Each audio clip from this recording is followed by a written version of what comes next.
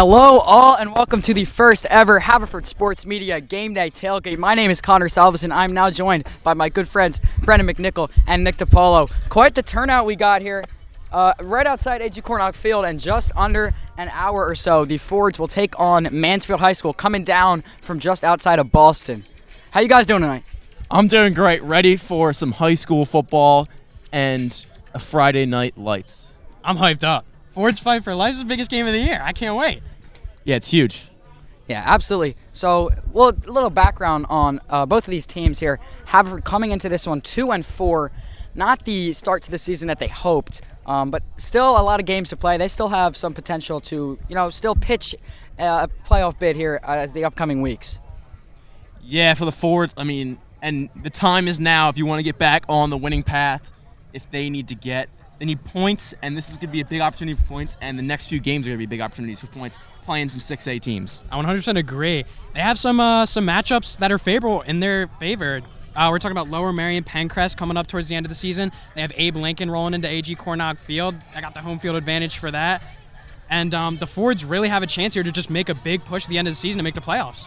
And let's not forget, last year they went 5-5 and made the playoffs. It really all matters on your strength schedule, and the Fords have a strong strength schedule. Really no weak opponents except for a few Central League inferior teams, but still good opponents. Absolutely. When me and Brendan talked to Mansfield's coach, Coach Mike Redding, last night, one of the things he said is, yeah, they have the better record, which we'll get into shortly, but Haverford is, again, a 6A school, a bigger school. They're playing a lot better opponents. So we're going to expect a pretty competitive football game up here tonight. Yeah, and many people don't really know the difference in a 6A versus a 5A school. And so Haverford High School has about 2,000 students. Mansfield High School, and so Haverford High is a 6A school. Mansfield's a 5A school, where Mansfield only has 1,000 students. That's a lot smaller amount of kids that you can pull from. And they still are a very talented team. The coach told us last night they're ranked top 10 in Massachusetts. That's really impressive, especially for a team that travels all around. I heard they went to somewhere around Texas, Los Angeles. This team is traveling. They're having fun this season, and they're playing really good football. So it's going to be exciting to see this matchup. A little bit more on the Mansfield Hornets. They're coming into this game 3-1. They were ranked top 5 in the state coming into the season, the preseason rankings. They dropped their second game versus North Attleboro, 27-21, That was an overtime loss for Mansfield. So, again, they've been dropping slowly in the rankings. They came back with 2 shutout wins over Doherty and Canton. So they're rolling into A.G. Cornock Field with a lot of confidence and momentum on their sides. Yeah, they're on fire. I can't wait to see this matchup, to be 100% honest with you. Like you said, those 2 shutouts, they're rolling in hot. And Haverford's coming off a loss against that Garnet Valley 25-7. Their offense really couldn't get it together. So it's going to be really interesting to see how Coach Doherty approaches this from an offensive perspective. See if he may try to throw the ball a little bit more. The film kind of shows that Mansfield's a little bit weak on their pass defense, and it would be great to see Tommy Wright uncork the cannon. And obviously we know about Mansfield. They're coming all the way down from Massachusetts. It's probably about a 6-hour drive. And you'd think that this team would be distracted, not prepared. But Mansfield actually likes to do this every 3 years, Coach Redding told us. So he's well-versed in being able to keep his players focused and their eye on the prize while still getting some team bonding experiences. They were actually visited Philadelphia today, he told us. And it's going to be interesting to see how they show up. Yeah, they've played Coach Redding in his 33 years of coaching Mansfield football. He is 269, 84-4. He was inducted into the Massachusetts High School Football Coaches Hall of Fame in 2019, and the Hornets have played teams from upstate New York, Maryland, Connecticut, Ohio. So again, they've been all over the country playing these, good football teams, and I'm really excited. Just overall, the atmosphere tonight with the Fight for Life night. Mansfield has some special helmet decals. The Forts have special uniforms. You'll see in about 40 minutes or so when we go up there for kickoff, but it should be a good one. Definitely. Connor, you want to talk about a little bit more about Fords Fight for Life and what it means to this community? Right, so the Fords Fight for Life night is a huge event. It's an annual event here at Haverford High School. It's really the entire community comes out, they get together. It's a wholesome moment. Brendan, I know you know a little bit more about it than I do, so go ahead. Yeah, so Fight for Life night probably started about 7 years ago. They originally started as like a breast cancer thing, and that's what was big in the mid-2000s. October was Breast Cancer Awareness Month, but then it became kind of all cancers, encompassing all people, and Haverford has evolved with that, kind of about people who have died of cancer, who are struggling, fighting cancer, or have died from some other illness or some other cause that they want to express their their sorrow for. And it's always good that players are able to like represent either random families and they meet them. It's touching stories, or they represent people that really are close to them that they've lost. Yeah, it's absolutely touching. And I mean, all the proceeds, like $15 shirts were being sold all week. This week in school, these jerseys are being sponsored. People are paying to get their family members who have experienced struggle with cancer are sponsoring jerseys. All that money and all those proceeds are going to the families in need. And it's great just to have that like financial backup to know that it's not that bad. Yeah, and obviously we're talking a lot about Haverford, but as Connor mentioned, Mansfield will be wearing their own decals for cancer awareness, and they actually will be involved in the ceremony. A mother of a Mansfield player has actually been fighting cancer for about 2.5 years now. I think the coach Redding told us, so she'll be involved in the ceremony, which is really awesome. Getting both teams together and supporting the cause. Yeah, but Mansfield is very supportive and willing to take part in all the festivities, the events, the ceremony. It'll be a wholesome night and a very competitive football game too, just to top it all off. Yep, 100% I agree with you, Connor. And we have a guest, Lily Walker, who's about to come on, and we're going to ask her some questions, interview. She's one of the most brave fighters we know in the Havertown community. She's been battling cancer, and we'd love to ask her a few questions and just to show you what this means to the community. Hey, Lily, how you doing tonight? I'm doing good. How are you? Great. We just have a few questions for you. Can you tell me about what this event means to you? Forest Fight for Life is a little glimmer of hope. It makes me realize how much I'm supported. Yeah, that's an amazing answer, especially from someone like you. In addition to fundraising, why is it important to spread awareness about cancer fighters? Because we have feelings too, and sometimes that's overlooked, and events like these lift our spirits and make us feel happy and important. And how have you seen Haverford supporting you in the last few years? First, it was amazing that the school district decided to put up green lights in support of me and other cancer fighters. Boys Fight for Life shirts are green one year too. The boys basketball team also had green shirts one season, and this made me feel a little extra jolt of support. In my academics, my school, my teachers and staff in the middle school and the high school have done everything to make me feel successful. And if you don't mind sharing, who is wearing their jersey tonight for you? Tommy Wright is wearing my jersey to support me.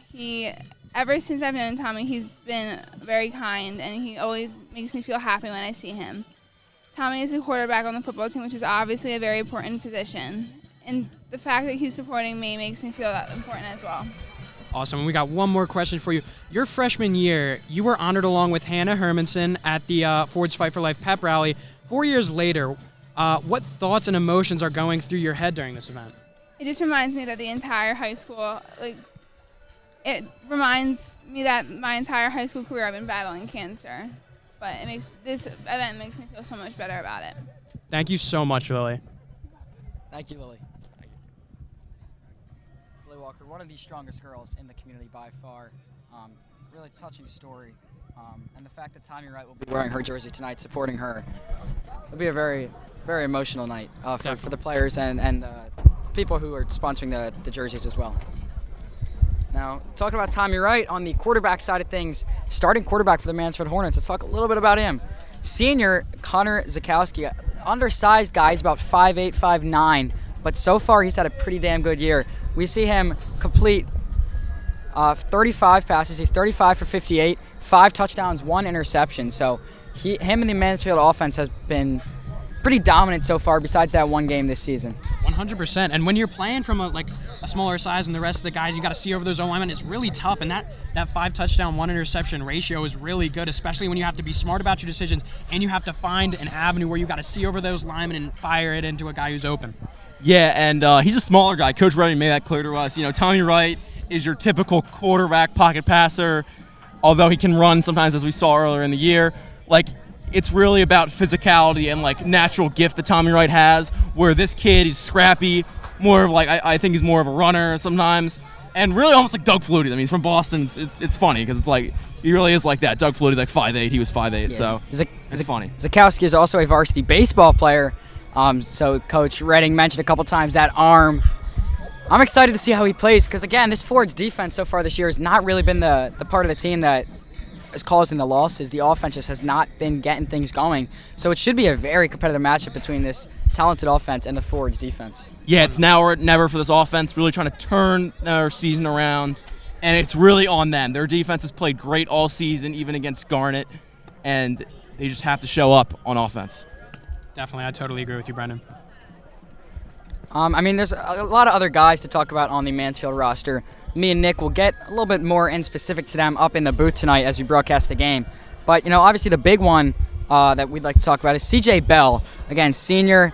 He is actually hurt right now, so he's inactive. But he is quite the player. Watching some of his film from last year, and again, he should be back at some point the rest of this season.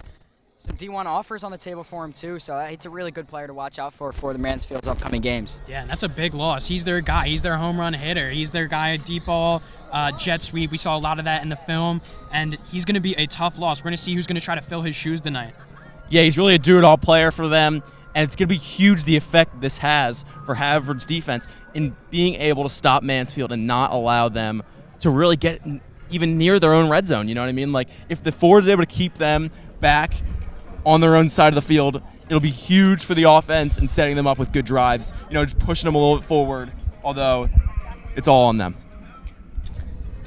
Yeah, and we see a lot of those receiver running back caliber players here from Mansfield put up most of their points. Against Scarpinelli, we see Butler. There's the guys who are going to be making the plays tonight. And obviously Coach Doc and the rest of the Fords coaching staff, they've been watching that. They've been aware of these certain guys. They've been putting in the work to, try to stop it, try to, contain everything that they have to win this game.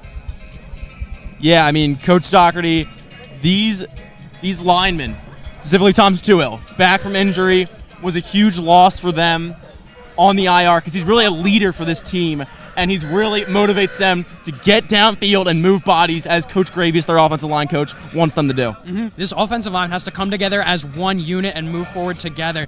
There's a lot of maybe like they didn't grind too much in the offseason, and maybe like they're not connected as much as a team, but I'd really like to see this offensive line come together tonight, not only for the win, but also for the people they're supporting, and just completely dominate. I'd love to see it. We saw a lot of it in the Radnor game, and I really want the Haverford offensive line to get back to that. And I think Tommy Tuhill, even though he may or may not be off the field, he can definitely make an impact with his leadership. Yeah, and speaking of Coach Gravius, just ran right by.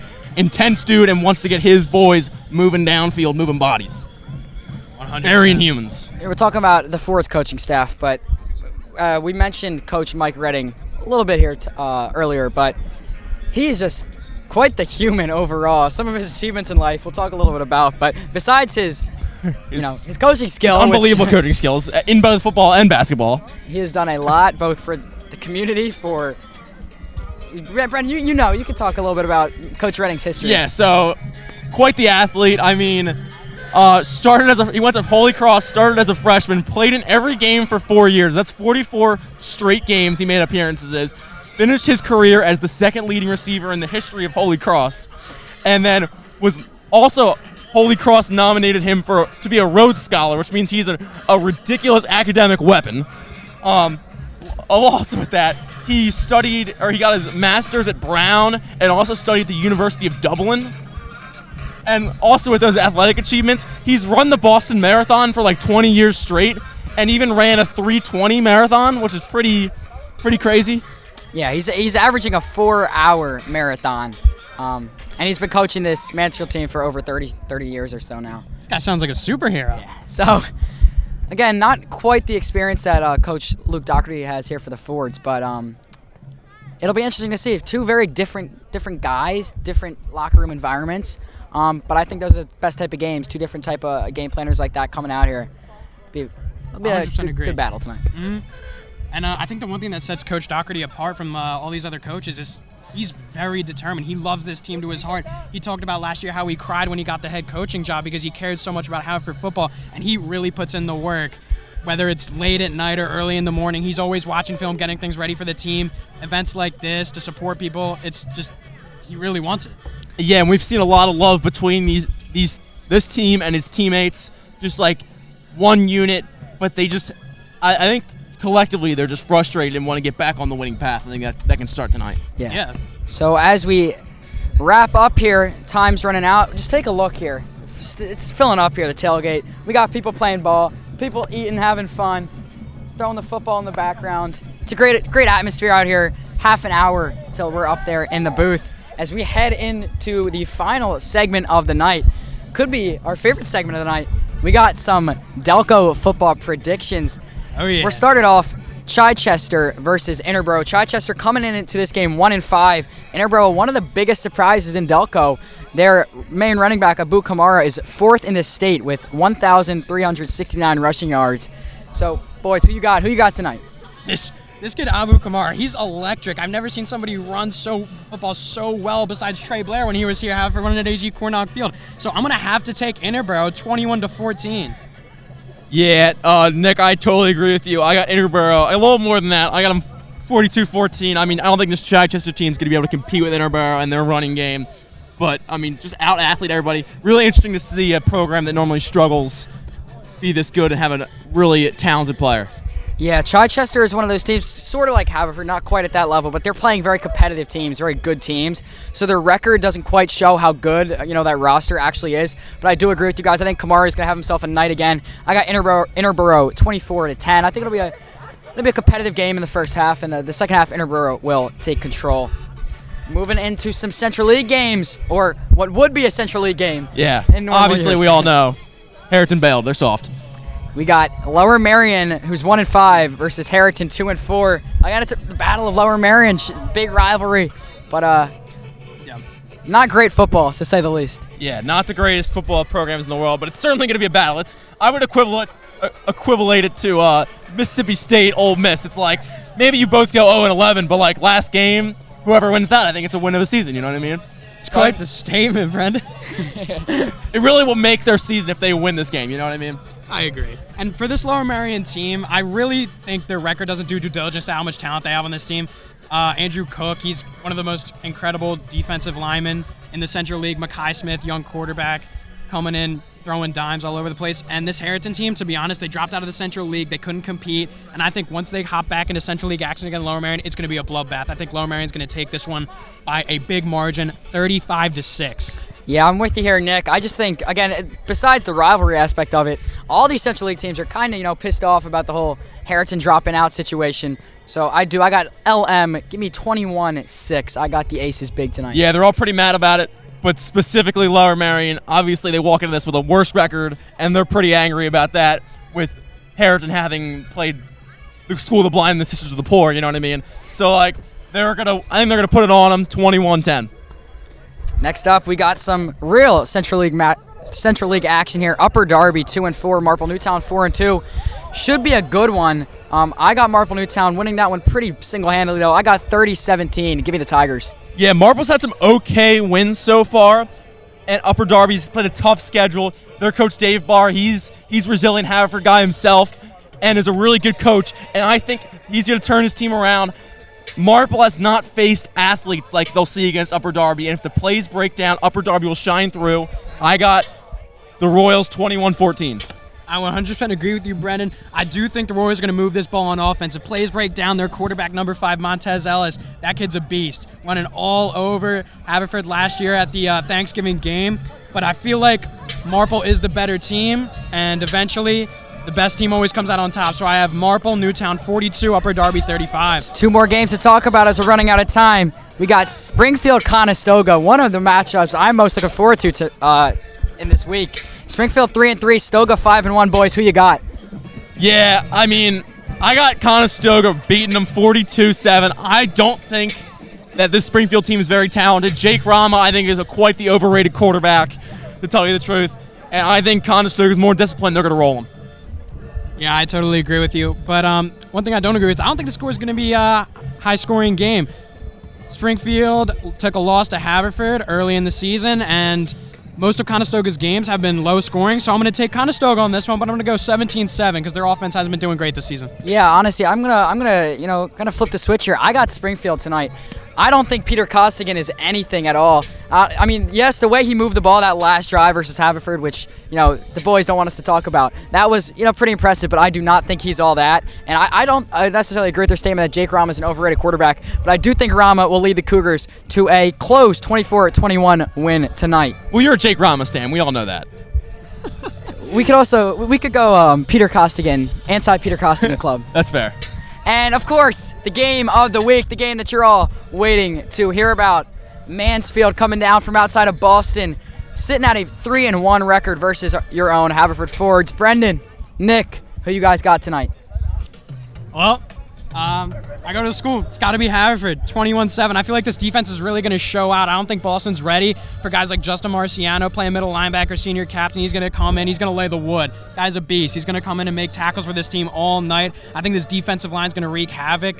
Sophomore Colin Corkery, he has been amazing. Right behind Zeke Bates, probably one of the best sophomores I've seen on the A.G. Cornock field this year. And I got Haverford 21-7. Yeah, I think Haverford's going to pound the rock tonight. I think Tommy Wright's going to do similar to what he did in that Radnor game. They're going to run QB draws and options all night long. Thompson, Tuhill, and crew is going to move humans and bury the Massachusetts kids. As we heard from Jason Kelsey sending a video out to the Fords, he is ready for a huge Haverford win. Send those boys back to Mass. Obviously, we've seen what he did to New England teams in the past. And I trust Jason Kelsey. The Fords are going to win 35-17. Yeah, you know, boys, we talked about the past couple matchups here. I've kind of been disagreeing overall. You know, I got Springfield over Conestoga. There's some other, upsets that, I've been choosing throughout. This team, this Mansfield team, I've been watching some of their film. I've been looking at their stats. It's a good team. So you guys might not like this one, but I got the Hornets tonight, baby. I don't know how you guys feel about that one, but I think it's the worst thing you could ever do. Yeah. Where'd you even get that come shirt? on. How'd you even get that shirt? You guys really think that these kids coming up from Boston are going to march into the heart of Delaware County, take on Tommy Wright, and beat this team? You guys really think I think that? Give me the Fords tonight, baby. Give me the Fords, baby. Haverford's going to take this. I got Tommy Wright in the Fords offense. Put it on a show, 27-20, Haverford, baby.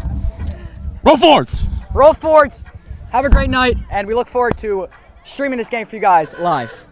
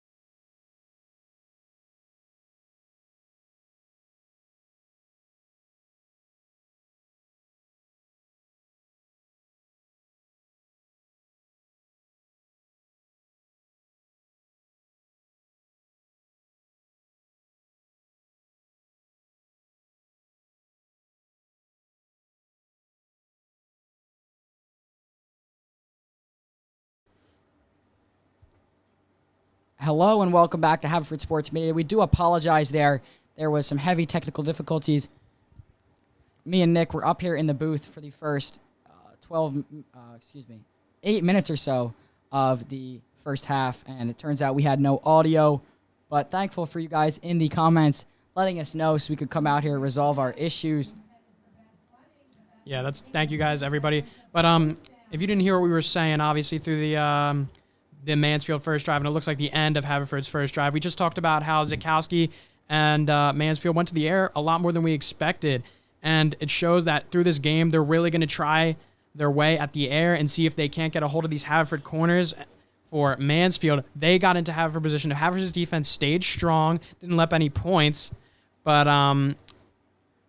as for Haverford's first drive, they couldn't get anything going. Mansfield defense standing strong, and they were back in their own territory. Tough drive for Haverford offense, but it looks like Mansfield's going to come out here at around the 30-ish yard line.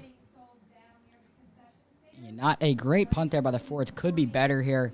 Tommy Wright, Coach Doc coming on here to the sideline, talk about what's going on there.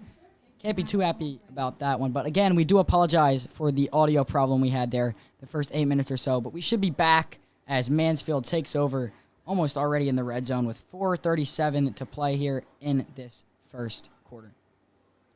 Let's see if they keep going to the air. It looks like the quarterback's going to be in the shotgun again, Zukowski, and looks like they will go to the air.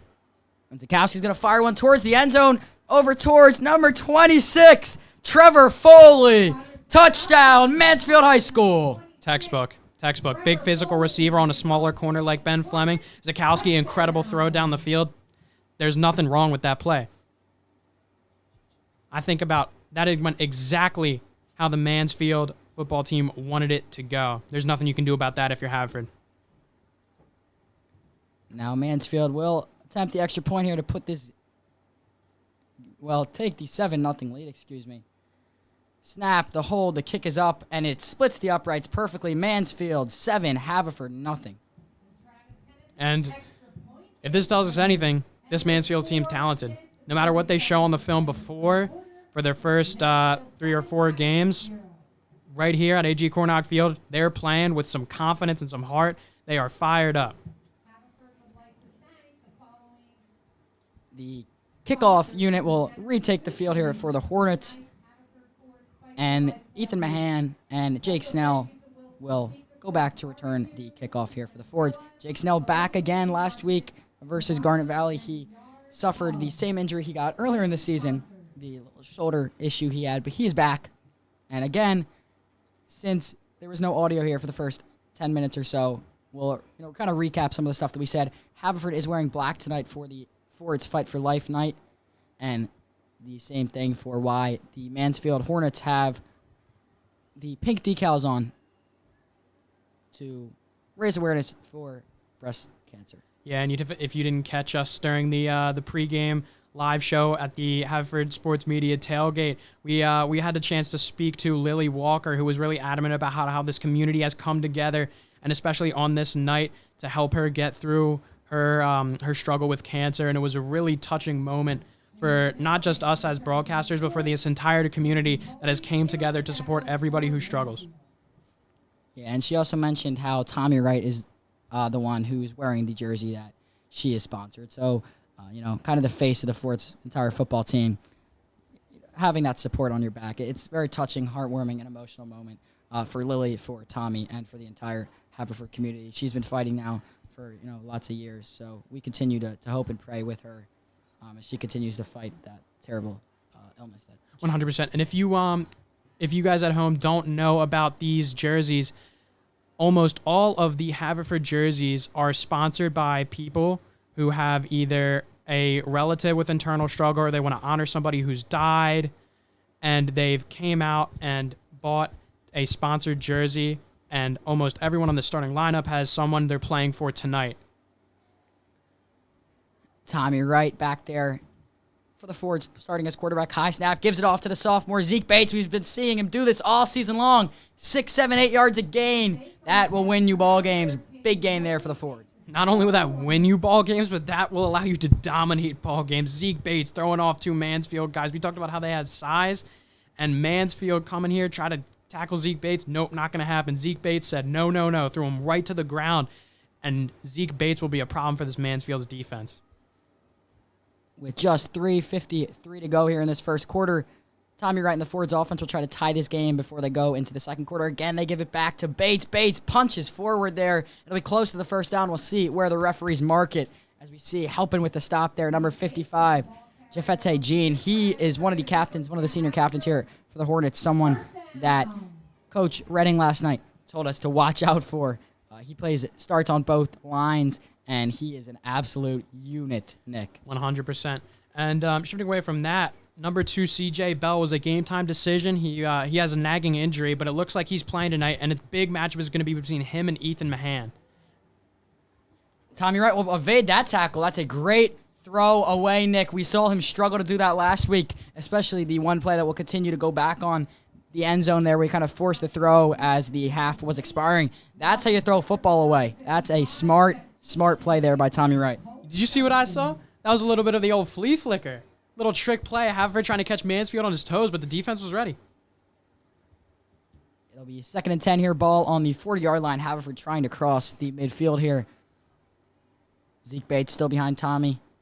Wright gives it to Bates. Bates tries to pop out left side. He will get taken down by the Mansfield defensive line. That's number 42, Ryan De Giracalomo with the tackle. Yep, great tackle by this Mansfield defense. They're swarming. They got size.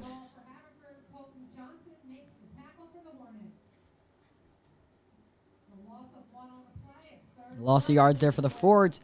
3rd and 11. Tommy Wright, not the best drive and a half he started off this game with. We've seen him play a lot better. But again, just to recap a little bit more, this Mansfield team, 3-1. But again, they only have about 1,000 kids over at Mansfield High School up outside of Boston. So they traveled down the East Coast. They traveled just the other day. They stopped in New York City. They stopped at the 9/11 Memorial in Shanksville. And then they had a Philadelphia trip earlier today. So it's a great trip. They do it every 3 years or so, Coach Redding said. They've been to Ohio. They've been to upstate New York. They've been to Maryland, Delaware. So they're one of the teams that kind of travels the coast. And they play very competitive teams. But they've also won a lot of awards throughout the years. Mansfield in 2019 won the Division II state championship in Massachusetts. Right now they're sitting at 14th in Boston and 15th in the state of Massachusetts and 2nd in their division. So again, a top team, but a smaller team. Haverford 2-4, not having the greatest start to the season that they would have hoped. But again, they're playing a lot better competition, a lot harder schools than some of the other teams that we see. Yeah, back down to that their trip down the East Coast, how they visited all that stuff. That's something super important for a team. As someone who's went through the preseason process of just bonding with a football team, that little extra trip where you guys can come together and do all that as a team really makes everyone just brothers. Look at this. Tommy Wright fakes the long pass. He'll take it way across the midfield. He'll be run out about the 35-yard line. Tommy Wright and the Fords offense moving the chains. This is a brand new Tommy Wright. That's the smartest move I've seen him make all season. Nobody open downfield. Don't force it. And he had room and he took it. That was absolutely incredible. Again, we saw Coach Doc kind of come over, start yelling at Tommy Wright there after that first drive. And Wright woke up when he needs to, allowing the Fords to get a first down. 2:30 to go in this first quarter. High snap to Tommy Wright. Gives it to Bates. Bates cuts up inside. He'll get some yards. Fords just keep on moving this ball up the field. Great cut by Zeke Bates upfield. This run game is going to be the key. Absolutely. We saw it last week versus Garnet, the first drive of the game. Fords moved the ball extremely well. And I also think Garnet Valley has a lot better defense than this Mansfield team has. Definitely. We'll see what the Fords do here. 2nd and 10, ball set on the 37-yard line with just 2 minutes to go here in this first quarter. Still a lot of football to be played. Mansfield leads 7-0. High snap. Gives it back to Bates. Bates hits a wall right at the line. No gain here for the Fords. Offensive line not able to get a good push there. Tommy Toohill just stretching a little bit. He also has had some injury problems throughout the season. He's getting in there, trying to throw some blocks, but looks like number 55, Jafante Jean, comes in there and just gets off his block, makes a tackle. Yeah, the 6'2", 265, absolute unit. We saw him a couple plays ago make a big stop there, and he also starts on the O-line as it looks like the referees will give the first down to the forwards and give them a fresh set of downs to try to punch one in here to tie this up before the second quarter. But yeah, Jafete Jean, obviously one of the guys, senior captain to look forward to, tight end, D lineman, starts on all sides of the ball. Yeah, he's a great player, and he's got size. He's going to come in here and try to manhandle these forwards, and we'll see if it happens. We'll see if it doesn't. Game will tell us. 106 and counting fast here. Again, not too much of a rush here. They'll give it back to Bates. Bates pops out the right side. He'll be wrapped up from behind by number 37, Kyle Murphy, the senior, doing it, making a big play when he needs. I'm seeing a bit of a bend, don't break defense here from Mansfield. Yeah, they allowed him to get down in Mansfield territory, but they're standing strong here. They're going to try to defend the run. They're going to try to get to Zeke Bates and tackle him and completely keep this forward runs game in check, so it's going to have to force him to go to the air. Haverford's going to try to pound that run game all day, and Mansfield at some point is going to have to figure out what to do to stop it, because they know if they continue to play like they have this drive, it's going to be a long game. High snap to Tommy Wright. They're going to give it back to Bates. Bates tries to break that hole. He'll get through. He'll get a few yards, 20 seconds of counting here in the first quarter, and it looks like they will not get another playoff, and it'll send them over to the other side of the field as the second quarter will begin in just about 10 seconds or so. I don't think the forwards are going to try to rush a play here.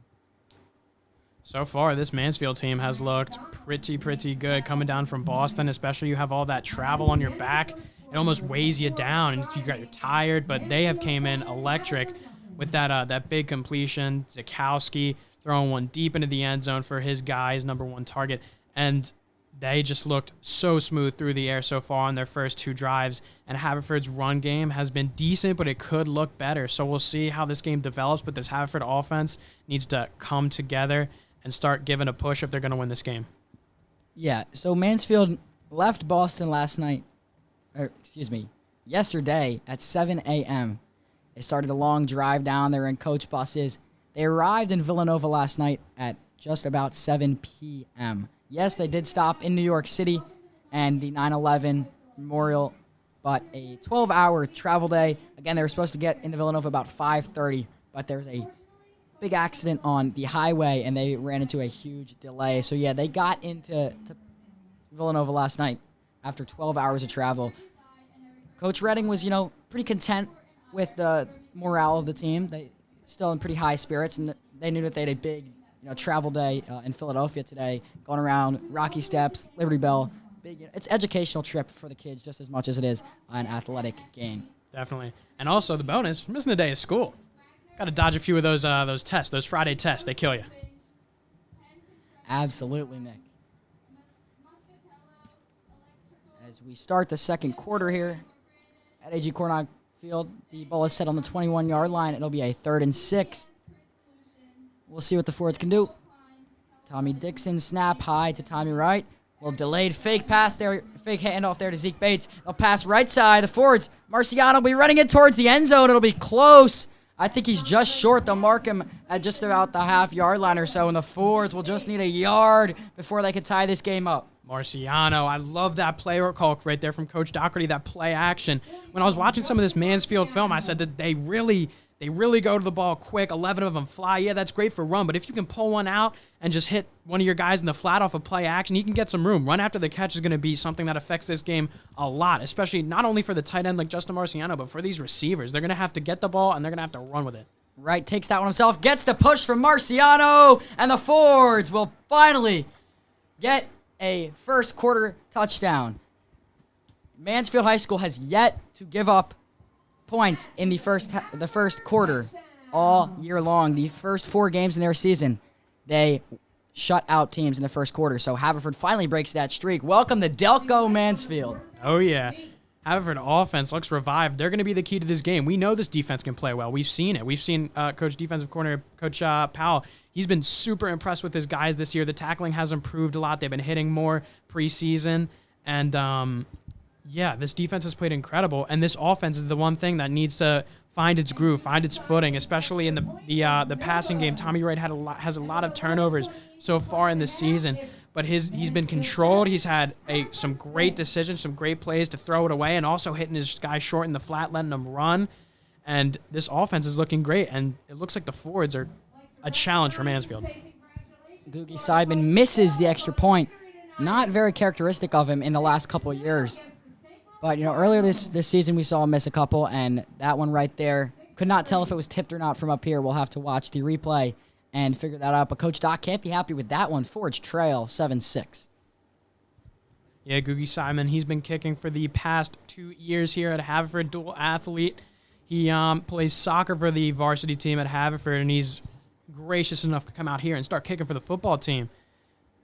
He's also a basketball star. He will be heading over to Catholic University of America to play basketball in college, as Mansfield's going to pop this one outside. They're going to have a huge returner up the right sideline, eventually taken down at about the 40-yard line. Big gain here for the Hornets. Nolan Bordioni in on that one there. He's showing some of his speed, shooting up the sideline.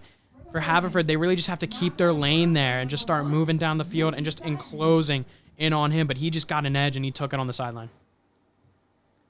11:20 to go here. Fords took 40 seconds off the clock there to score, punch some points on the board here. And now the defense takes the field.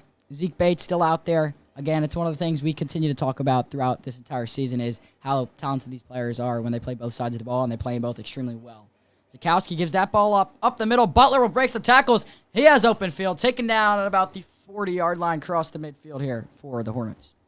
Yeah, we talked about Zeke Bates earlier, and looks like he's going to be matched up tonight with Evan Thevenot, and that kid is pretty tall. He's going to be standing a lot higher over Zeke Bates. Let's see if he can keep up with the height. That kid's a physical receiver. We'll see what happens.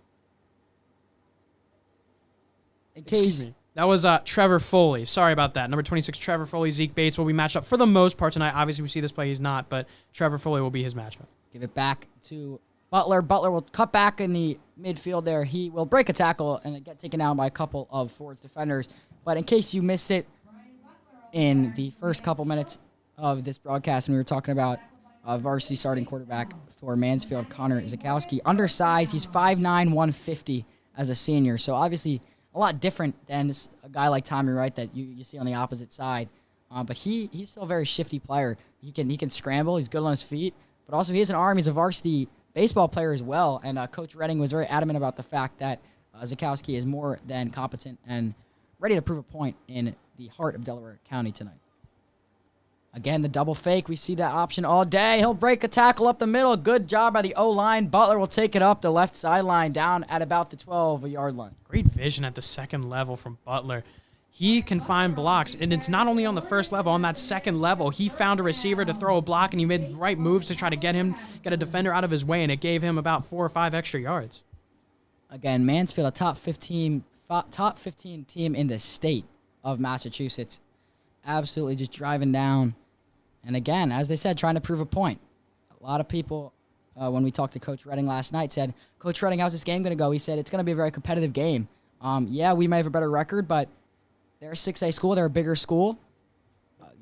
Bigger guys, Coach Redding said, and they look to prove that they are more than ready to take on a team like this.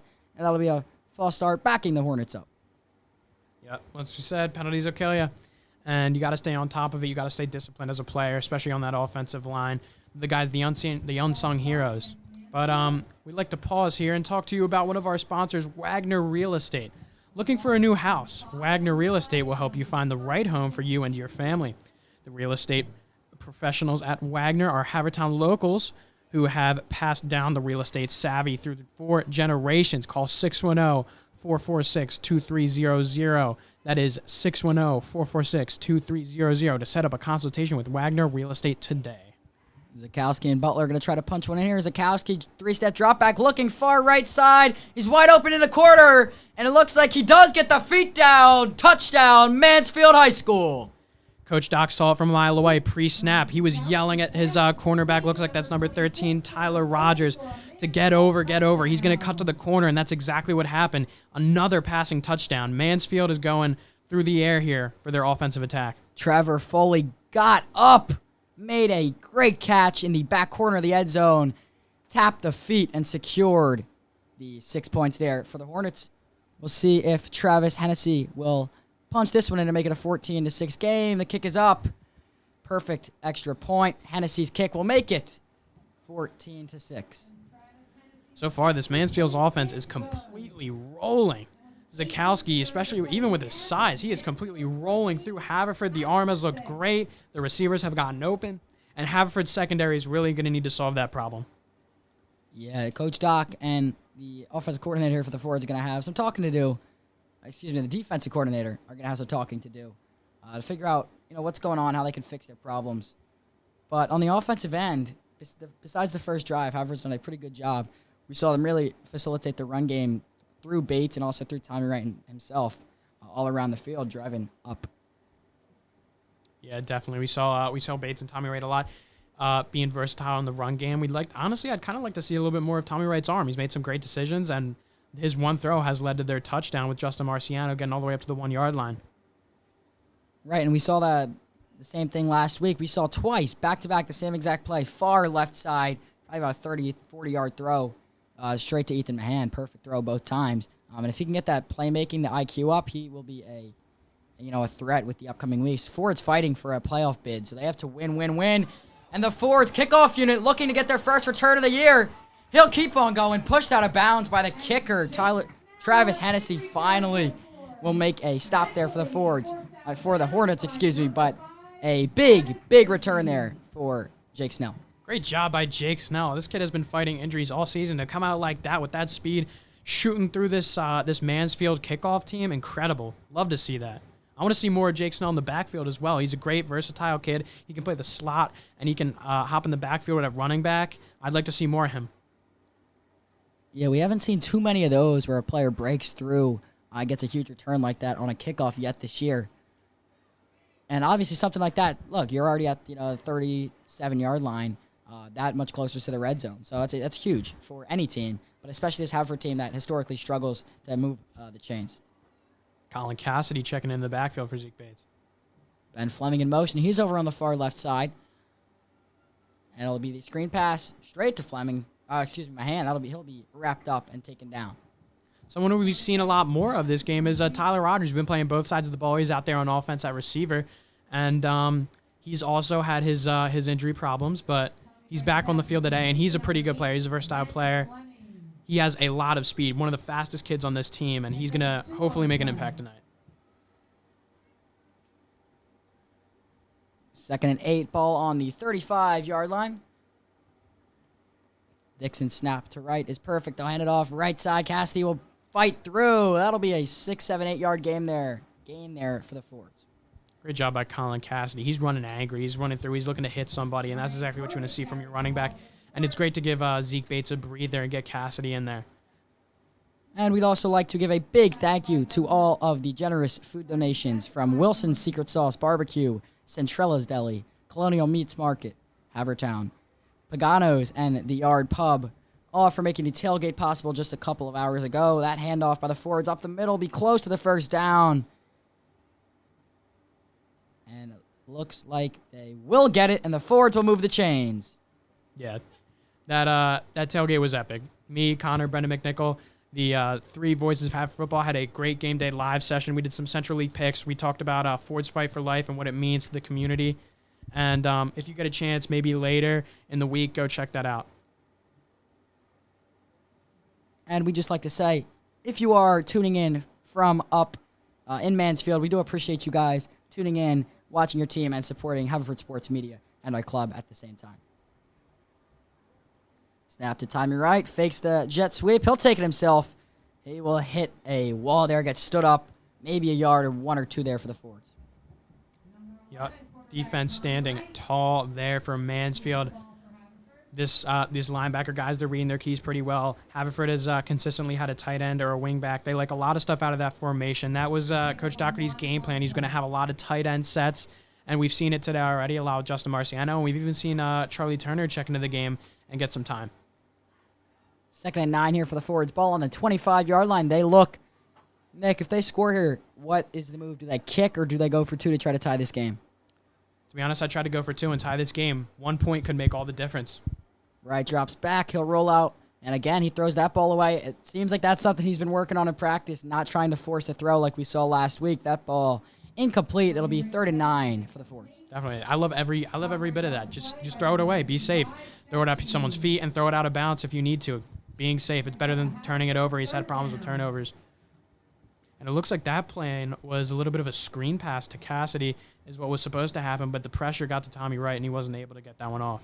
Wright's doing a good job, though, of evading these tackles. The O-line, especially the Jafete Jean, who we've talked about, kind of pushing in from that right side, finding a gap, making a gap.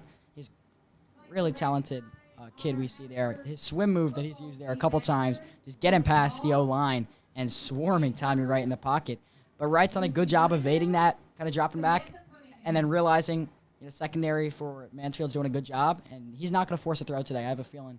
And just simple as that, that'll limit the turnovers that the Forts have. 100% agree with you, Connor. Let's shift gears a little bit to Mansfield's defense, just to do some X's and O's here. They are a 3-4 defense, which if you're at home, you don't know. That's 3 defensive linemen and 4 linebackers, and they do have a big tendency to blitz those outside linebackers from the side, so if Haverford can take advantage of that, that would be great. They like to play match and cover 2. Those are their 2 base formations for the secondary, and they're going to try to contain these Haverford receivers doing that, but I have a feeling that center field on a big post route, I feel like it's coming tonight. That's my guess. We'll see as the night goes on if you are correct or not, Nick. But it's a 3rd and 9 here for Tommy Wright. He has no running backs behind him. He has Fleming on his right, Zeke Bates and Mahan over there on his left side. Whistle's blown here. We'll see what they call. Looks like they had a little bit of a tight end trips formation. They like to call that blue trips, where they have that tight end and 2 receivers to the left. Ethan Mahan, obviously the wide out on that side, and then Ben Fleming alone to the other side. And looks like they may have been going maybe a rollout play. Mansfield calls the timeout there. Saw something in the formation that they did not like. Not going to risk anything. And the defense will recoup, and Coach Doc just has to keep on talking positively to the Fords here, knowing that momentum's kind of on their side on this offensive possession. Definitely, and especially with the scoring that's been going on this game. This game could be a shootout, so you got to keep your offense in it. Yeah, absolutely. I mean, we predicted scores for this game earlier. We won't harp back too much on our pregame predictions because that's in the past and the game is right now. But all 3 of us predicted it to be a shootout. We knew this was going to be a close game, and the key for the Forge is just to keep the offense on the field as long as they can and then punch it in. You cannot turn the ball over. That is the key to victory for the Forge today. 100%. I did predict a little bit for Haverford defense play a little bit better as they have, but it looks like Mansfield offense has come in here and shown them what's up. Similar formation. Looks like Ford's going to run the same exact play. Wright steps up in the pocket. Pocket collapses around him, and the Mansfield D-line makes a play once again. Yeah, that's a tough one. The pressure came pretty quick. Offensive line not able to hold these guys off. Compared to this Mansfield team, this Haverford offensive line is nowhere near as big as them. And we talked about Jafete Jean. He was in there, and also along with number 60, that's going to be Colton Johnson. Both of those guys swarming in, making a play for this defense. They're going to be guys to keep an eye out. It'll be a 4th and 10, but the Fords will go for it here. Fleming on the right side, Mahan over there left. High snap to Tommy Wright. Wright looking left side to Mahan. That ball is up, and it's just overthrown. That could have been a perfect ball there by Tommy Wright, but Mahan was double covered, tough in the back corner of the end zone. It'll be a turnover on downs. That's one pass that Tommy Wright's going to want back. Ethan Mahan just out of his outstretched fingers, and although it kind of looked like cover 2 and that safety was flying over, he was not quick enough to get to Ethan Mahan. And if that ball was just an inch or 2 short, then Mahan would have reeled that one in for a touchdown. Fords have to forget about that one, move on. We're going to see Tommy Wright and Coach Doc talk a little bit more. Last time we know what happened following one of their talks in between drives, and they came out hot, so we'll see if they can continue to do that. The ball's on the 26-yard line for Mansfield as Zakowski and the offense look to just keep on tacking on points. A lot of receivers out here. Potentially Zakowski going to go back to the air. Zakowski, again, good job so far, and you do, just as I say, a little screen pass, a couple yards off the line of scrimmage. Good gain here for the Mansfield Hornets. That's Trevor Foley, touchdown pass, just last possession they had. Zakowski doing a good job facilitating, the mix of the pass and the run so far today. 100%. They're rolling through the air. 2 touchdown passes already for Zakowski, and it looks like he could potentially be on his way to a 3rd with all the passing that Mansfield's doing. He's been playing great. Coach Redding mentioned in our interview that we had with him that last season he threw for over 1,300 yards. And in their one loss to finished that statement after that play. Good defensive stop there by the Fords. But after Mansfield's one loss, Zakowski still threw for over 300 yards in their 27-24 loss to North Attleboro. And that's something you don't really see in high school football, is a team willing to go to the air that much to have their quarterback throw almost 300 yards. It's definitely something that they're proud of. This Zakowski kid's he's something special.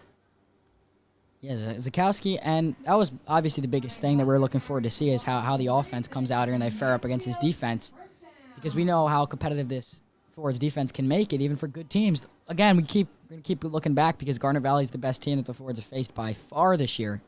So we're going to keep looking back on that. And this is probably one of the better offenses that the Fords are going to see. So two very, very talented teams going up against each other. Definitely. And that Springfield game, Jake Rommel went to the air quite a few times in a Springfield loss, but not nearly as much as this Mansfield team has come out and thrown the ball. That ball just dropped by Nolan Boroderi there. Good throw by Zakowski. That's a shame for Mansfield. But a quick break there for the Fords. That would have been a 7-yard gain or so for the Hornets. So Haverford has to be happy with that one. Yeah, and if you're Zakowski there, you just got to get it out of your mind. That was a good throw by you. Your receiver's fault, drop that. It's okay. Just get back out there and keep making throws like you have been.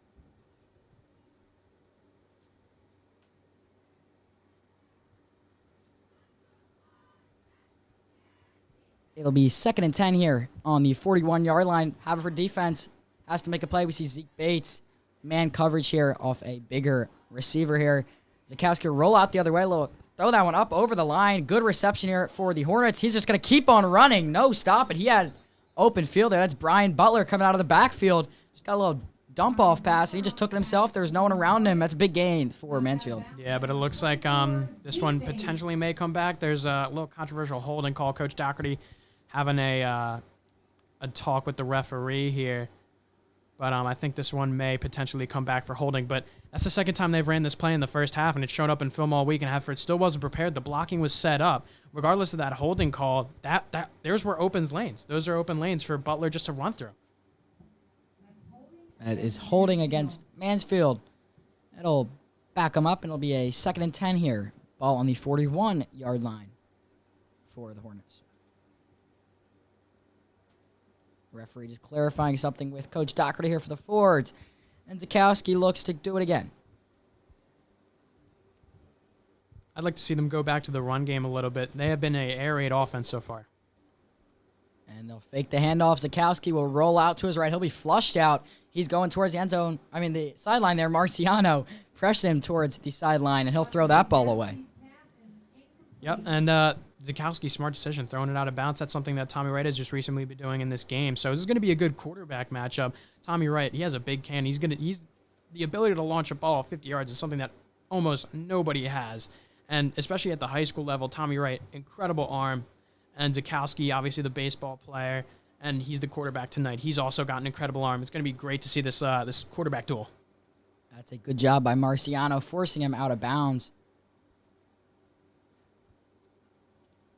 And it'll be a 3rd and 9 here. Looks like they did respot the ball at some point. There's 3:59 to go in this first half. Mansfield still leads 14-6. Not as high-scoring or aggressive offense that I expected, but Zakowski, again, just using the air. He'll fire that one across the midfield. Pass intended to Ryan De Girolamo, but that was in the triple coverage. No gain here for Mansfield, and it'll bring up a 4th and 9 on not the side of the 50-yard line that the Hornets want to be. And if you're here from Haverford, and you're seeing a lot of Tyler Rogers tonight. We've seen him. He's had injury problems, but he's out there tonight playing both sides of the ball.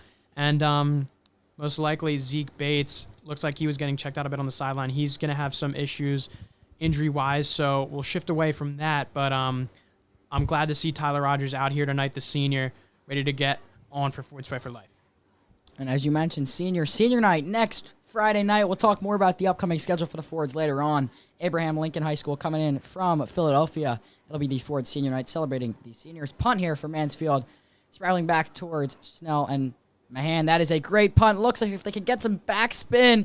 Oh, my goodness. We'll see if they say that was in the end zone. But no, that is a perfect punt for the Mansfield Hornets. Wow. That's something I haven't seen at the high school level for almost my entire life. That was absolutely incredible across the field. Incredible punt. And looks like Ethan Mahan and Jake Snell had a little bit of a miscue, miscommunication, talking to each other to see who was going to try to get that one, but not really happening. Hold on, referees conferring here. They might have said that his feet were in the end zone when he spotted the ball. So this would be a huge break for the Fords. Instead of having the ball on the half-yard line, the 1-yard line, it'll be on the 20. And it looks like the referees agree to spot it down there. What a punt for the Mansfield Hornets, stuffing the Fords way back in their own territory.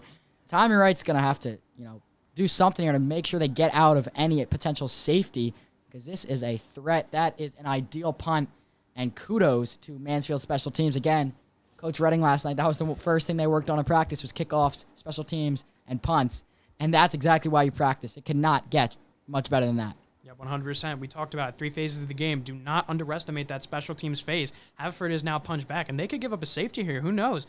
Special teams is a very important part of this football. We'll see how the game plan is here to try to get out of this territory, because a safety here is not ideal. There's only 3:39 to go. There you go. Just a couple yards on the first 2 downs. Tommy Wright will somehow get through the top of the pile. Probably be about a 4 or 5 yard gain here for the Fords. Yeah, and that's just them trying to get out of the end zone. That's it's a tough spot to get out of when you're in that half-yard line one situation. It looks like Coach Doherty opted to just go for a quarterback sneak there and shoot it up the middle with his big quarterback Tommy Wright, and he's going to be able to push forward and he's going to be able to wiggle them out of here. That'll be placed on the 4-yard line. That's a 3-yard gain for the Fords. It'll be 2nd and 7 with 3 minutes and counting to the end of the half. High snap, a little miscommunication, but they'll give it to Cassidy outside. He'll cut back in, running back across the field. That'll be a Fords first down, I believe. Great job by Cassidy. That's just flow right there. You just got to flow with it, just run through, and that's an incredible cutback. I don't think anyone on this Haverford team could have made a cutback like that. Cassidy has an incredible vision. Yeah, absolutely. I mean, that's just something that, we see Bates pop out, pop back inside, but we haven't seen Bates break something like that in a little while. They'll give it back to Cassidy. He'll get stopped short. A great defensive stop once again for Mansfield. 100%. Take a minute to talk about Mansfield a little bit and a little bit more of their defensive scheme. They like to play 2 high safety. We talked about that. They're big pro even coverage type team, and their safeties like to play around 10 yards back, but sometimes they'll drop their linebacker back in a what would be called something like an air protection. They're just trying to defend the pass. They'll drop their outside linebacker or middle linebacker super deep into the middle of the field around 10 yards, almost as much as the safeties are. So that'll be interesting to see how Haverford can either take advantage of that. Fords pounding the run game here. Back to Cassidy. It was 2nd and 11. We'll see where they mark that ball. And that'll be see where they mark it down. Looks like Haverford's probably going to take a timeout here. There it is, 3rd and 7 now. Mansfield calls the timeout. They're again trying to get their defense set. They do not want Haverford breaking one open here and then scoring early in the second half. So the ball will be placed on the 18-yard line. It'll be a 3rd and 7 for the Fords. Again, you don't convert here. You have to punt. You cannot, I would assume, you cannot risk a turnover, especially, maybe if 4th and 1, 4th and 2, if Coach Doc has something up his sleeve. But if Fords have, not too much of a gain here, I can't imagine that they go for it here. 100%. Better safe than sorry.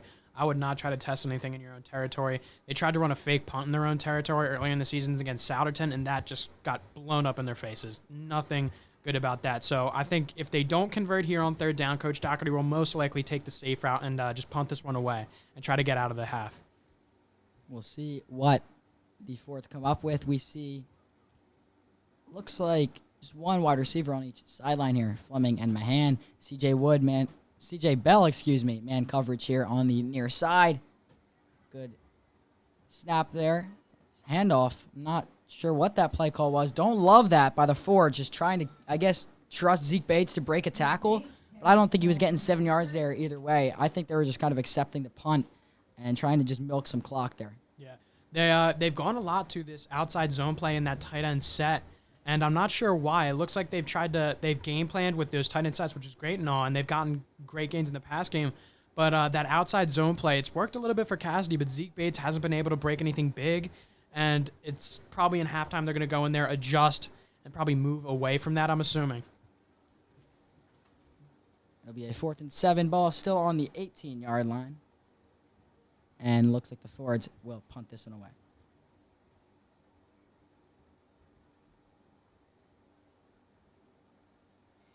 A little bit of confusion here from Mansfield. They're going to start to run some guys off the field. And this is kind of scary because I'm seeing the punt team run off the field and the defense run on. Haverford could potentially go for this. Yeah, I mean, I'm not. If you're planning on going for it, I'm not sure why you would call that. Draw up the middle there on a 3rd and long. So I'm really intrigued to see what the Fords are going to do here. Looks like the referees are actually going to call something, and they might be moving the ball up for the Fords. We'll see once we get confirmation what the call is. There's 41 seconds left. The clock is stopped. Referees getting together here at A.G. Cornog Field to figure this one out. Coach Dougherty visibly frustrated out there. Headset is off, and he is yelling at the referee. I think he saw something that was potentially against the rules, and he's going to want to try to call him on it and get that first down. As we await what that result of that referee meeting was, as there's another stoppage on the field. C.J. Bell over there talking to Coach Redding. I'm not sure exactly what about, but, visibly upset with whatever happened. Coach Redding talking to the referees. A lot of miscommunication going out here at A.G. Cornog Field. Looks like Wright's going to head off the field and onto the sideline. So it looks like the Forwards are going to punt. Looks like there was not any penalties or flags on that play, and it looks like Mansfield is probably going to bring out their punt return team. And in case you missed it, the Philadelphia Phillies pulled off the comeback today in the first round of the wild card, 6-3 win over the St. Louis Cardinals. And if you're joining us from up in Boston, Red Sox missed the playoffs this year, but the Phillies are making a push. Yeah, baby. The Fightins. 41 seconds, and Mahan is out to punt this ball away for the Fords. Talking about the Fightins, we can kind of compare them here to this team. This team, if Haverford gets here late in the game, this will be more in the second half, but if they come in and they're down by maybe, let's say, a touchdown, they're going to need to rally late in this game and get together on offense and be able to kind of express themselves through the air and be able to complete some passes and string some stuff together to score. And that's the negative about having to punt that far back in your own territory, is that Mansfield's going to return that ball past the 40-yard line. With just 30 seconds to go, it's very possible that the Hornets can put some more points up on the board. Ben Fleming walking a little funny after that punt. Looks like he got tripped up. He is the Ford's gunner for the left side on that play. But it looks like he'll probably going to stay in, so he's okay to play. We've seen Travis Hennessy's leg so far tonight, so I would not be surprised. I would not put it past the Mansfield and Coach Redding to try to take a shot here for a late field goal if Zakowski cannot get something going. Definitely. Plenty of time, but the Hornets have no timeouts. So they got to be, cautious with what they do here. Got to go to the sidelines. As we see it, there's Zakowski. Almost had a tackle there, but he will go towards the end zone. He's still going, eventually taken down. They're going to have to try to move and set that ball as quick as possible. 25 seconds to count. The clock is stopped. Because it's high school, first down. But once the ball is set, the clock will continue to run. 25 seconds of counting, spikes that. And they'll get a quick stoppage here to talk things over. And it looks like Mansfield all foot on the gas here, just trying to get some late points here in the first half. Foot on the gas, and they're gunning past the Haverford defense so far. That was an incredible move by that receiver out on the sideline, getting shifty, breaking 2 tackles, and getting deep into the territory. And then the team having the awareness to come and rally and get that ball down and spiked in time to stop the clock. Yeah, that's got to be something that they worked on in practice this week, possibly last night over at Villanova. Again, Coach Redding has been coaching for 33 years. He is inducted in the Massachusetts High School Football Coaches Hall of Fame in 2019, so very experienced, seasoned play caller out there. Zakowski's headed for the end zone, just over the hands of C.J. Bell, and the flag is thrown. They're going to call a pass interference here for the Forwards. That one is the first pass I've seen Zakowski bin off tonight. He has been incredible, and he throws that one up. C.J. Bell extended his arm up. Looks like the referees think he was potentially being grabbed, so they're going to give give Mansfield the benefit of the doubt. But once again, C.J. Bell showing his athleticism. He almost got a hand on that ball. Yeah, you heard the collective moans here at A.G. Cornog Field after that call. Questionable could have been called, uncatchable, but it is what it is. Got to move on. You have, 16 seconds to make a stop. So the Fords have to stay positive, keep their shoulders up, go into the second half, on a good note if they get a stop here. Definitely. Zakowski, good snap, fakes the handoff to Butler. He'll fire left side, caught by Mansfield, and that's another Hornets touchdown. With 11 seconds to go, Mansfield will take a bigger lead here as they head into the half. Trevor Foley.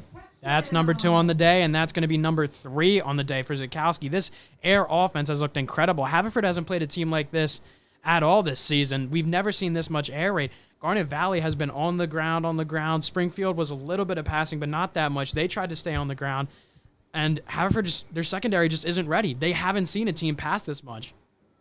Kick by Hennessy is up, and it's good. Splits the uprights. They will make it a 21-6 game. But yeah, let's talk about Foley for a second. We see him do it short little passes like that. He's quick on his feet, shifty, making a quick slant move left in the flat. We also see him deep in the corner of the end zone. Foley can do it all. Yeah, big physical guy. He's went up there. He can get those little fade routes, and he can also move. He got ahead of the Haverford secondary and was able to receive that pass in the end zone.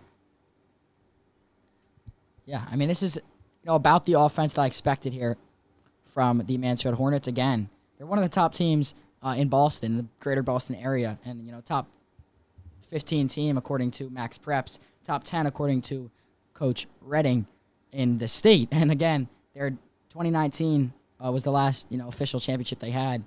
They were state champions. Last year they lost in the semifinal to, I believe, St. John's. I will check back with that. But Mansfield historically, a lot of state titles under their belts. Definitely, yeah. This is a team that has a history of winning, especially with their Coach Redding. 33 years, he's instilled a winning culture in Boston. Squib kick there, and the Fords will pick it up way back. This will run out a lot of the time, 6 seconds. The Fords do have a timeout, but I doubt that they're going to go for anything. Yep, if I were Coach Doherty, get out of there and run to the locker room for the half, quick knee. And you gotta see what's working and what's not. You gotta come in there and you gotta sit everybody down, calm everybody down on the starters, and just say what's working, what's not. What are you seeing out there? Because these players have the best view. They're on the field, and you have to ask them what they think is working and what they think isn't working.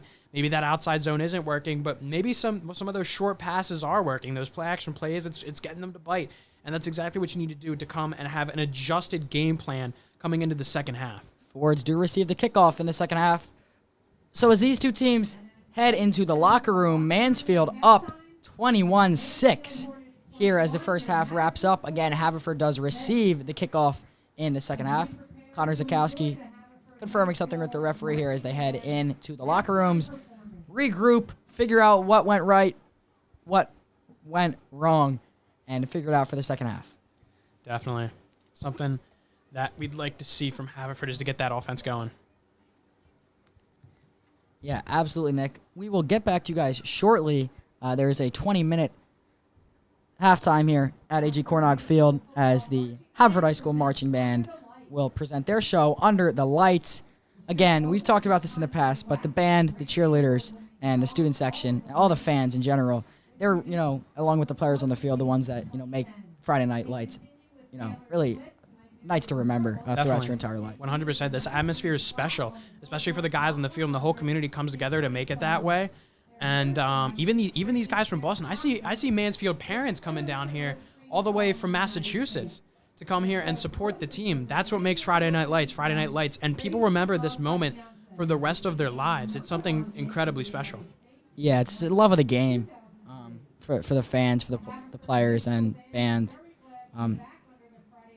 It's really a remarkable thing if you think about it and what it does to a community. But as you guys know, it is the Fords Fight for Life night, and Mansfield High School is very willing and grateful that they're able to, partake in this event as well. In case you don't know what the Fight for Life night is, it's an evening where it brings students, staff, families, players, and the community together. Haverford jerseys are sponsored in honor of or remembrance of a family member or friend who is fighting or bravely fought an illness or disability. They wear the sponsored jerseys during a game. We see it right here at versus Mansfield. And at the conclusion of tonight's game, the players, sponsors, and honorees will walk across the field together to cheer to the community, cheering for them, and then the jersey that they are wearing are presented to the honoree as a keepsake. So a very sentimental, emotional night for the players and the honorees, the sponsors alike. Yep, 100%. It's something important here in this Haverford community. It brings everybody together. We see a big show out this game, not only from kids that go to the middle school, high school, elementary school, etc., but also from the adults here. They all love to come out here and watch Haverford play, and even if they're not here, they're watching us here on the broadcast. We'd like to thank everybody who's been watching the broadcast, either from Massachusetts or from here, and you've been tuning in all season. We just thank you for the support. This club is 100% student-ran, and we have been able to do some incredible things, Connor. Yeah, and this will be, following the conclusion of the second half, my last football game of the year. Next week, we'll talk about the forward schedule a little bit right now. Next week, Abe Lincoln is the last, home game of the year for the forwards. That'll be Nick DiPaolo and Brendan McNichol up here in the booth calling the game for you guys there. So after this, I'm done for the football season, but you can catch me on the Varsity Girls soccer broadcasts throughout the rest of the year as they look to make a playoff run. Don't speak too soon. A word from some of the Central League rumors have told me that Upper Darby's field is not really great to play on. So we may potentially have 2 Thanksgiving turkey bowls at Haverford. So, hey, you never know. We may have a host Upper Darby here for Thanksgiving. And Connor, you may be sitting with me. That is true, Nick. There has been reports that Upper Darby is unable to use their turf due to there hasn't really been too much information that's came out from the Upper Darby School, Upper Darby High School, and the school district down there about what really happened there. But that is true. They're looking at possibly playing it here. They're possibly finding Beverly Hills Middle School, one of the middle schools in Upper Darby to play at, where Upper Darby's been playing some of their other home games. So we'll have to see again. We'll keep you guys updated with news about the big Turkey Bowl game. And who knows? We can't put it past the forwards to, win out, possibly get a home playoff game, sneak in. We never know. Can't speak too soon. But, yes, follow us on our social media. It's Instagram, TikTok at Haverford Sports Media, and Twitter at Fords Sport Media. We'll keep you guys updated and in the loop of everything Haverford Athletics. And with that, it'll conclude our quick halftime show. We'll be back in about 10, 11 minutes or so to regroup and get ready for second half of Mansfield Haverford.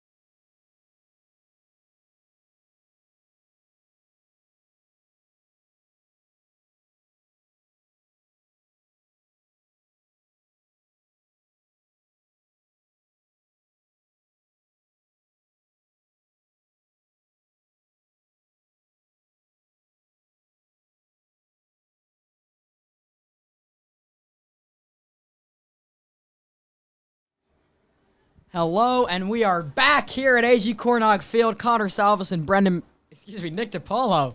Almost. Still thinking about the tailgate that we had. Great event earlier. First one, hopefully first, of a chain of them. We hope to do it annually now on the Fight for Life night. Great event. Game picks, catered again. We talked about the sponsors earlier. We're very grateful for all of their gracious support. But Connor Salveson and Nick DiPaolo back here to broadcast the second half of the Mansfield Hornets versus the Haverford Fords. Mansfield up 21-6 here through the first half. Nick, take them through in case you're just now joining us. What happened there in the first 2 quarters? Yeah, first half was a bit of a shock for Haverford. This Mansfield team went to the air immediately, and they did not stop. Quarterback, sorry about this. His name's Connor Zakowski.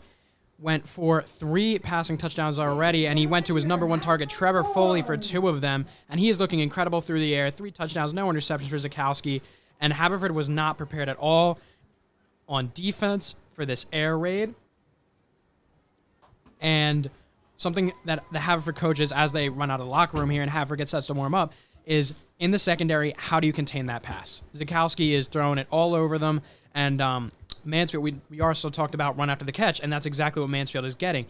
On that second drive, right before the half ended, Trevor Foley able to get a reception and then shoot upfield and put them into the red zone, able to give Zakowski an easy throw into the end zone for another passing touchdown for Mansfield. That's the stuff you need, that run after the catch. We talked about it for Haverford, but it also goes for Mansfield. Mansfield really needs to get that run after the catch, get the ball moving, and as Luke Doherty comes here to the bench, he definitely talked to his secondary about what's working, what's not. They're going to need to protect the pass. They haven't been in those coverages all year, so the brain's got to dust that up. These kids don't really remember too much from that preseason. It's a tough time. You go through 2-a-days, you go through heat week, and those air protection coverages are probably not too fresh in their mind, so they probably went over them in halftime, and that would be their defense adjustment. Offensive adjustment would be trying to get the run game going. We saw them try to go to an outside zone play, and it worked for Colin Cassidy once or twice, but for the most part, for Zeke Bates especially, that outside zone play did not work at all. And Haverford is going to have to go more either into that inside zone run area or over to the pass game. Yeah, absolutely right, Nick. The yards after catch you talked about, we see Brian Butler, a couple times there in the first half. Just immediately off the catch, boom, he has space. His teammates doing a great job, finding space for Butler to run up, setting blocks, and yeah, that's been the key for them so far today. As we have just about a minute here until Mansfield will kick this ball away, and Haverford looks to get this a little bit more into reachable territory. Nick, what's Haverford's key here? To be honest, I know this isn't a popular opinion, but I really think they should go a little bit more to the pass game. We saw that one play action pass to Justin Marciano. It really got that defense to bite. I hope they go more play action. I hope they give it not only to Justin Marciano, but I want to see the ball go to Ethan Mahan a bit more. We saw him make an impact in the Radnor game, the Garnet Valley game, and in Souderton, first game of the week. He has been a key contributor for Haverford this season, and I'd love to see him get the ball a little bit more. Yeah, I think you summed that one up pretty well, Nick. But a little bit more information on Foley we talked about. So far in just the first 3 games that Mansfield has played, he's had 11 receptions for 254 yards, so he's well over that 300-yard mark, I would assume, by now. He also had 2 touchdowns, and he's averaging over 22 yards per reception. So, again, he's that threat. Coach Redding talked about him last night. He's the threat. He's the guy to look out for if you're the Fords secondary. 100%. Big physical receiver, able to get up there, but also he's got speed. He can duke you out. As there, 12 minutes go back up here on the scoreboard at A.G. Cornog Field, and this third quarter should get underway shortly. And we'd like to take a quick break to talk about Wagner Real Estate, our sponsor. They've helped our club out a lot, but here comes a message. Are you looking for a new house? Wagner Real Estate will help find the right home for you and your family. The real estate professionals at Wagner are Havertown locals who have passed down the real estate savvy through 4 generations. Call 610-446-2300. That is 610-446-2300 to set up a consultation with Wagner Real Estate today. Yeah, we're very grateful again, for Wagner Real Estate and all they do for the club of Haverford Sports Media. Again, all student-led, student run. As Hennessy kicks this ball away to start the second half of football here in Havertown, Pennsylvania. The Fords trying to get another big return like they did in the first half, but they'll get up to about the 25-yard line or so and allow Tommy Wright and the offense to go back out there and take a shot. And there's flags thrown here at the 40-yard line or so. We'll see what they call. Looks like that's 87 Joe McIntyre right there. And he just straight up headbutted number 52, Michael McGinley, on that kickoff after the whistle. And that one's not going to fly. That's going to be an unnecessary roughness call, and that's going to move the Fords up in territory. That's just something you can't do. You got to control your emotions on the football field. There you go. That's a huge advantage for the Fords. Straight off the bat, you'll still have, 11:54 to go here. That's a big push here for the Fords. Just even those 15 yards or so, it's a big deal. 100% big deal, and especially it's getting a little scrappy out here. We'll see if this team continues to scrap a little bit more, if it starts to cool off, but that's something to keep an eye on. There you go. Automatic first down, 15-yard penalty, putting the Fords in good position early in this second half. 100%. Let's take a look at number 2, C.J. Bell. He's been a key contributor on the team of Mansfield High School, and it looks like he's going to be matched up against Ben Fleming. Keep an eye on that for this play. We'll see what happens. High snap to Tommy Wright, gives it back to Bates. He'll break a tackle, run up the middle. He has open field. Zeke Bates, the 30, the 20. He'll be taken down at the 18-yard line. A huge gain for Zeke Bates and the Fords. And that's what I call a momentum shift, Connor. Zeke Bates shoots for the hole, and he gets a big hole. This offensive line had an incredible push, opening not only the first level, but the second level. Zeke Bates was untouched through the box and just completely straight through and used his speed to shoot upfield. Great play for Haverford. Mansfield defense is trying to pick up the pace. Great hustle there by Travis Hennessy, making the play, rushing down there to stop Zeke Bates from punching that one in right away. But a huge gain for the Fords. Tommy Wright looking left, slant, right to Mahan. He's going to go. It'll be close. He'll be at about the 3-yard line, and the Fords coming out aggressive here in this second half. 100%. I talked about it at half. Ethan Mahan needs to get involved a little bit more, and it looks like they did a little pre-snap. Quick slant to Ethan Mahan, and he used the speed to shoot right by the cornerback and make that safety make a tackle. Big yardage. I'm expecting to have Haverford score right here. Talk about a quick turn of events here. Less than a minute played, and the Fords already at the 3-yard line. We'll see what Coach Doc comes up with here. Right in shotgun here. Bates to his right. He'll evade that tackle left. He'll try to bounce outside. He'll be taken down. Good defense by the Mansfield D-line. That's number 60, Colton Johnson, senior captain, 6'3", 225 with the tackle. Yeah, big guy Colton Johnson. We talked about this Mansfield team. They have size, and he came in, and he had speed as well, and he shot through. Wasn't going to let Tommy Wright make it past the line of scrimmage. That'll be a loss of 1 for the Fords. 2nd and goal, 4 yards to go. Keep an eye out on that far side of your top side of your screen. Ethan Mahan one-on-one. We have Ben Fleming here near side, one-on-one as well. They'll give it to Bates, 4 yards to go. He'll be pushing in towards the goal line there. We'll see where they mark him as we see an injury here on the side. He'll be limping off. I believe that is Colin Cassidy. Cassidy. He's really struggling to walk off. That is not a good sign. He's really struggling. He throws the helmet down. He falls on the sideline. This is a terrible sign for the Fords. But Zeke Bates, a 2-yard gain there. It is 3rd and 2 for the Fords. This is just not good to watch here. 100%. Something we want to veer away from. He's in a lot of pain on the sideline, but we're going to shift away from that because Haverford is in scoring territory. They're in the red zone, 3rd and goal. We'll see what they can do here, and I'd like to see a pass. Just 2 yards to go and 2 yards to make this a lot closer of a game. Wright rolls out to his right. That's an easy touchdown for the Fords. What did I say? There it is, Nick, just as you predicted. Tommy Wright in the offense goes out and does what they need. Wright calling Mahan back over, saying, we're going for 2, and we're going to make this a 1-score game right here, right now. Currently 21-12, Mansfield leads, but the Fords attempting to convert this 2-point conversion and make this, as I said, a 1-score game. This is a big play, make or break here with 9:21 to go in the 3rd. Mansfield packing the box. Again, Wright's going to roll back out to his right. He'll be flushed outside. He's going to have to go to the pylon himself. A fire back at the quarter of the end zone, and it's caught. What a catch by the Fords, and they will count it. 21-14. Tommy Wright on the run, finding his guy in the back pylon. Looks like that was Ben Fleming, or excuse me, Ethan Mahan at that back pylon, just moving around, finding space, allowing his quarterback to fire to an open guy. And I love that play call from Coach Doherty to go for 2. It's just aggressive. You have the momentum in your favor, and now you're right back in this game. Talk about flipping the switch there in the locker room. You got to think Coach Doherty went off on this team again, saying, we have to win this game if we want to continue to make a push for the playoffs, because if these Fords go down 2-5, even if they win out, they're going to be 5-5 at the end of the regular season. Again, that record last year got Haverford a playoff bid, but likely not going to work this year for the Fords. They really have to win out and continue to fight here. Definitely. The Central League has gotten a lot better, and the Ford's going to need to compete to get a playoff spot, even if it is one of those high spots. Last year they slipped into 16th seed, which is the last seed in Central League District 1 playoffs. But hopefully they'll be able to get in there, maybe a little bit lower of a seed, potentially get a home playoff game. That would be great. Once again, strong kickoff there by Googie Seidman. He'll be back towards the goal line trying to punch this one out left side. He's swarmed by a bunch of Ford's defenders.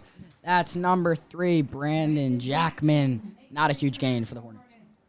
Like Ryan Campbell flying in there, making a great tackle. Googie Seidman back here this week. Wasn't with us last week, but his kicks were really missed. Getting that ball deep into Mansfield territory off that kickoff is something that Haverford has really needed.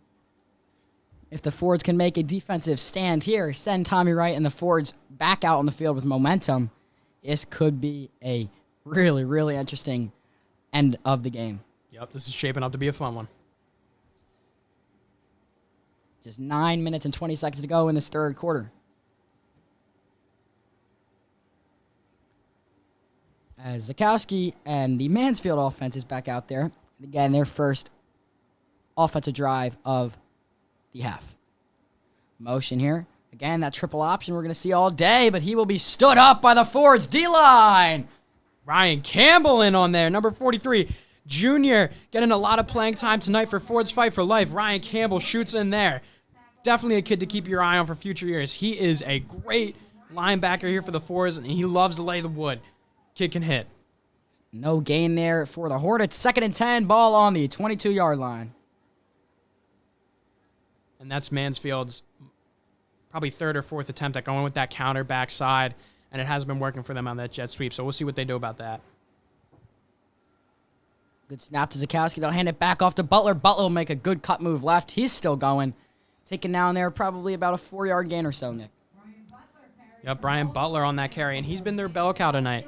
Obviously, we know Mansfield had an injury in one of their key players a few weeks ago, and he's most likely out for an extended period of time. So the fact that Brian Butler can come in here and just be the bell cow and give Mansfield a lot of opportunities on the ground and also in the air with those screen passes has been just great for this Mansfield team. 3rd and 5, ball on the 27-yard line. It's a big play here for the Fords defense and the Hornet offense. That's a good move left there. He will be hit, but I do believe that's a Hornet first down. And that's going to be Foley, number 26. Trevor Foley. 6'3", 185 junior. Again, we've talked about their size all day. Coach Redding talked about their size. Foley is definitely that guy to watch out for. Yeah, these corners, we got Zeke Bates and Ben Fleming, both around like 5'8", 5'10", and that kid's Mr. Foley, he is 6'3", and that height, it's just not going to cut it. You got to give the effort to try to defend him. He's going to be a problem. There's more motion there. They'll give it off to him that time. Running up towards that right side, and he'll cut up in. That's an 8-yard gain for the Hornets. Yep, and the Hornets offense is just rolling.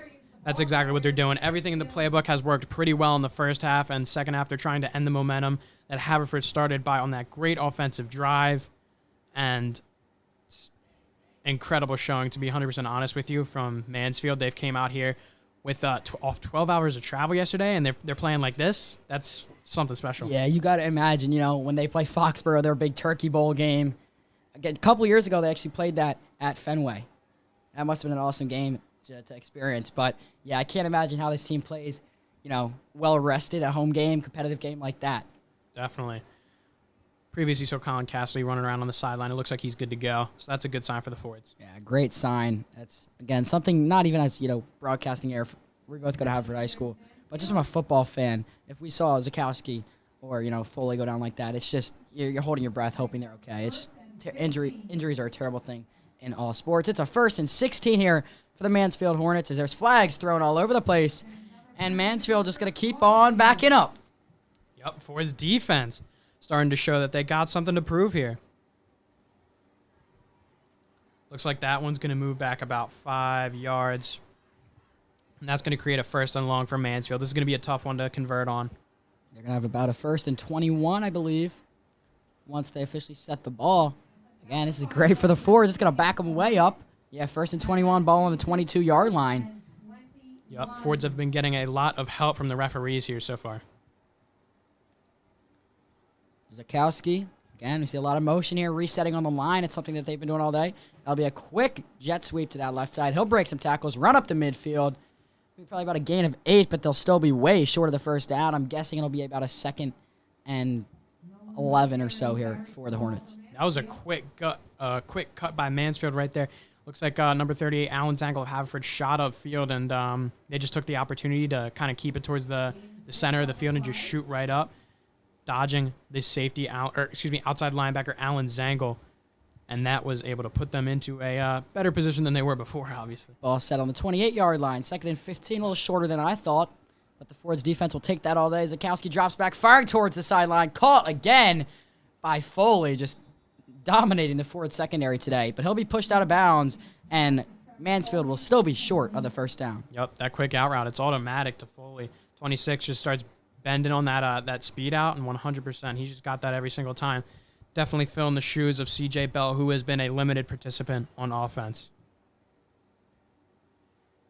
It'll be a 3rd and 9 for Mansfield. We'll see what they can do. Zakowski, again. We apologize for that noise in the background. But Zakowski, the guy that's, trying to make this season memorable for all the players, and he's, is in that position. A triple option there again. Receivers open in the midfield. That's fired towards the sideline. Great defense by the Fords, and that'll bring up a Mansfield 4th down. Yep, that's timing. Zakowski rolled out and too late.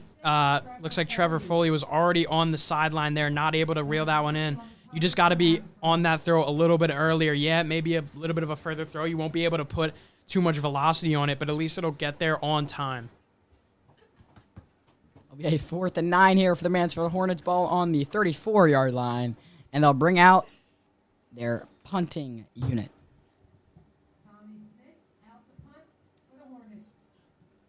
Like Tommy Smith out there to punt for the Hornets. Ms. Young, our great PA announcer, always helping us out. That's sky high. Great hang time on that punt. Coming in fast for the Fords. Good cutback move by Mahan. He'll bounce back up the right sideline. Break another tackle. Still running forward. Still on his feet. He'll be run out of bounds. Not taken down by the defense there for Mansfield. Special teams has been great for Haverford in this second half. We saw Jake Snell's big return, and then we just saw Ethan Mahan coming up there on that punt return, shooting upfield, making guys miss. That's how you play special teams. 100%. Dominating an aspect of the game that is very important. And Tommy Wright and the Fords look to tie this game up right here, right now, and make it just solely a 4th quarter game. They got 5 minutes to do so. In the 3rd, they'll give it back to Bates, as Cassidy still not going to be himself. So you got to think Bates is going to be getting most of the receptions here. Grabius, Coach Grabius here for the Fords, flipping out. Again, O-line, you see Tommy Toohill. He's doing his job quite well. But, the opposite from him, you see Jeffetse Jean here for the Hornets. We've been talking about him all game, but he's just pressuring Wright and Bates all night long. Yeah, back to Coach Grabius. He's an electric guy. He cares a lot about this team and a lot about these big guys on the line. And he wants to see the best out of them because he sees the best out of them in practice. And he really wants to see what he sees in practice emulated in the game. And it frustrates him that it doesn't happen. Tommy Wright's pass there intended left side to Marciano, knocked down. Again, we saw Gene pressuring right there, forcing a throw. That's so critical to a defense. Definitely. You always need that pressure guy. Last year for Haverford, it was Pete Corcoran. He got in the backfield a lot of sacks, a lot of pass deflections. He's now continuing his collegiate career at Gettysburg College. Thank you, Pete Corcoran. Last season was a lot of fun. Tommy Wright really took his time there. He's patient in the pocket. That's high IQ. He had Mahan wide open in the middle, just not on target. It'll bring up a 4th and 9 here for the Fords. That's not the drive that the Haverford's offense wanted. Coach Doc's going to definitely have some words for Tommy right there. 100%. But if you're Haverford, this is a tough time. You got to grind it out, and you have to remember one thing, and that is that this game is winnable. They are only down by 1 score. They got that 2-point conversion, and they really, really need to just get 1 or 2 drives, string a few things together. Even some of it even could be luck, but that offense really needs to get going, and this defense needs to stick it in here and grind it out. Absolutely. We'll see what Zakowski can do, because obviously Mansfield wants to just continue to add on points to their own score, try to add some more buffer so the Fords can't do anything. That's a pretty good punt there by the Fords. That'll be ran out about the 15-yard line. Yeah, it was a decent punt by Ethan Mahan. We know he's not usually a punter. He's a big wide receiver guy. He's also a big baseball guy. Plans to play for Rhode Island next year as he becomes a freshman in college. But he's not really a punter. He's really showed off the leg. He's able to punt this one pretty far down the field. Yeah, Mahan committed to play D1 baseball up in Rhode Island. He also got offered a spot on their football team, but he turned it down. He said he's just going to focus on baseball, and I'm excited to see what he does in the spring here for the Fords baseball team. Last year, not quite the season that you guys wanted, Nick. I know you're a participant on that team as well, but you guys are ready to fight back. You're also a pitcher, so Mahan's definitely a guy that you work with, look up to. Definitely. Mahan is a guy that almost everyone on the team looks up to. He's a big leader, and he's really just leads by example by showing like this that you can stay calm, cool, and collected in any game, even if you're losing. That was Travis Hennessy gets blown up there.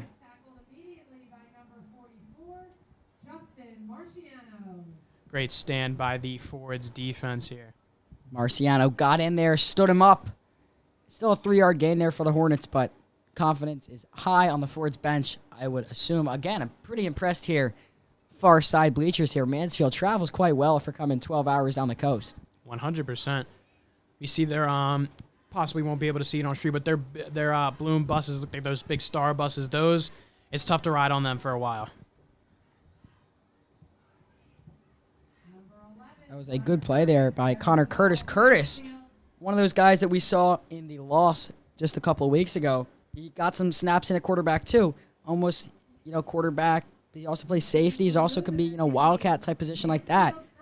Connor Curtis, a guy to keep your eye out on. He is a junior, 6'2", 180. So again, I gotta imagine he's taking over for Connor Zakowski. Connor seemed to run the quarterback room over at Mansfield, but I'm guessing Curtis will take over for Zakowski next year. And I'm looking forward, even though Haverford will probably not see Mansfield for quite a while, if ever in the next 8-10 years or whatever. I look forward to keep watching this team and see how they do, knowing that they played a competitive game here at A.J. Cornog Field. 100%, especially showing the sort of emotions they did for Fords Fight for Life night. It was incredible to see them wear their special logos, special helmets. They've been great participants in all the events tonight. And speaking of those events, after the game, there will be a ceremony where all the sponsored jerseys will be presented to the honorees. And we'd love for you to stick around for that. It's an emotional part of the game, probably the most emotional part of the night, where the honorees receive their jerseys. Right. No matter what the result of the game is, win or loss, the entire Haverford community is out here. Mansfield is very appreciative of all the gestures and very welcoming and grateful to also be a part of the ceremony. As Nick mentioned earlier, they do have a mother of one of the kids who has been fighting breast cancer for 2 years now, and Haverford was very willing to, include that in the ceremony. So it'll be a very heartwarming and wholesome, but also emotional and sentimental night after the game. 2:17 to go here, and we're going to see Curtis do the same play and take the snap himself. He'll get the first down and a lot more, nearing the 50-yard line. He's at about the the 39 or so, I'd say. Yeah, Curtis there with a great quarterback run. And it looks like Zakowski is going to check back in at quarterback as Curtis comes off for that wildcat formation. He's been great running the ball. We'll see if we potentially see him more in the backfield with Zakowski, create a few more threats. Yeah, you do something where I saw a highlight the other week where, you almost do a double pass type play. You throw the ball behind the line of scrimmage, and then you have that option. You could take off if you have open field, possibly have a, receiver running a deep fade. You can make some seriously tricky plays here. Definitely. Great jet sweep here for Mansfield. He'll take it up himself, up that far left side. That's Drew Sacco. We saw him early in this one. went kind of quiet in the second quarter, but he is back, it looks like, here as there's 1:27 to go in the third. Sacco with the carry there for the Hornets. Yeah, they're trying to utilize him in the jet sweep. But through the air, it's pretty much all been Trevor Foley. He has 2 receiving touchdowns, and he's been great through the air, getting those quick speed-out receptions. It looks like he can't be stopped on those. So we'll see if they go back to the air and try to get to Foley, especially when he's on Zeke Bates, the young sophomore. And we'll see. He's going to drop back there. Good defense there by the Haverford Fords. Zeke Bates stopping Foley before he can get anything going. And he just got in the way there. Maybe Foley hurts a footsteps. That's great fundamental defense by Zeke Bates. There you go, Zeke Bates. Especially when you're competing against a guy who's a lot bigger than you. It shows a lot of resilience that you go in there and lay a big hit on him, make him drop the ball. Looks like freshman Liam Taylor is going to check into the game for Alan Zangle at linebacker. Liam Taylor, the guy to watch out for on Haverford. You're going to ask any of the guys in the offseason, who's the guy to look forward to? Liam Taylor's going to be at the top of that list. A lot of talk, seriously saying he's going to be starting next year as sophomore, as a quarterback again. Got a second coming of Tommy Wright. We saw T. Wright do it. It's his third year starting varsity. We'll see if Taylor can do the same thing. Obviously, his family has a very serious Ford's athletic achievements as well. That's a great play there by the Mansfield Hornets. Foley getting almost every reception here for Mansfield. That's another first down. Zeke Bates is doing the best he can. He's got to get some help here on this near side. Definitely. If I were Haverford and defensive coordinator Coach Powell, I'd start playing match. I would try to match him up with your best corner, potentially Ben Fleming, Ethan Mahan. If you would want to rock him down from safety, potentially switch in Tyler Rogers. He's a bigger guy. Try to deal with that. And play match. As the clock is going to expire here in the third quarter, just 30 seconds. Looks like Mansfield will have about one more play. Zakowski is out there. More motion here. They'll fake the jet sweep there. Zakowski will fire to the far sideline. That's a great reception, and they'll get out of bounds. Mansfield's not going to give up here on the third. They're looking to put points on the board. Yeah, that looked like a little bit of miscue as the freshman Liam Taylor. Looks like he just flew off field, but that flat was wide open. I'm assuming that was probably his zone. Oh, they actually called a reception out of bounds. Looks like the referee signal. I thought he called it and then got out, but must have had both of his feet on the line by the time he had full possession of the ball. So that'll make it a 2nd and 10 there for the Hornets. We do apologize for that. Yeah, 100%. And as this third quarter winds down and we start to get into the fourth quarter, this game's getting pretty close. Yeah, it's still within one score for the Fords. So this, it's imperative that if Mansfield wants to, go up here, that they punch one in right now. Zakowski drops back, rolls out left. Again, the little play every single day, every single drive, it seems, that's a play. The ball is out. There's a pile of humanity here. Haverford signaling that they got the ball. We'll see what the referees say. Again, the little dump-off play that we've seen them do all game long. Brian Butler will fumble that ball. The referee's still trying to figure this one out. But that ball popped right out. Huge hit by the Fords. And that is a turnover on downs. That's a huge break for the Haverford defense. And that's going to put Tommy Wright in the offense in great position to start off this fourth quarter, Nick. 100%. This sideline is going crazy. That's such a break for the Fords. You needed that turnover.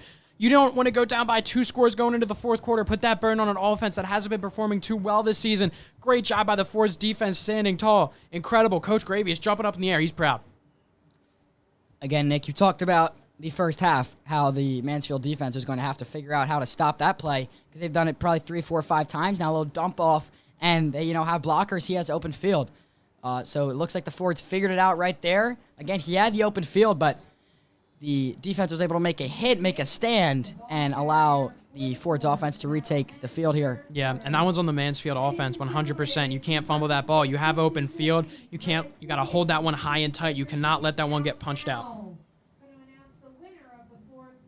This will end the third quarter. 2 teams will flip sides. Again, Haverford wearing black.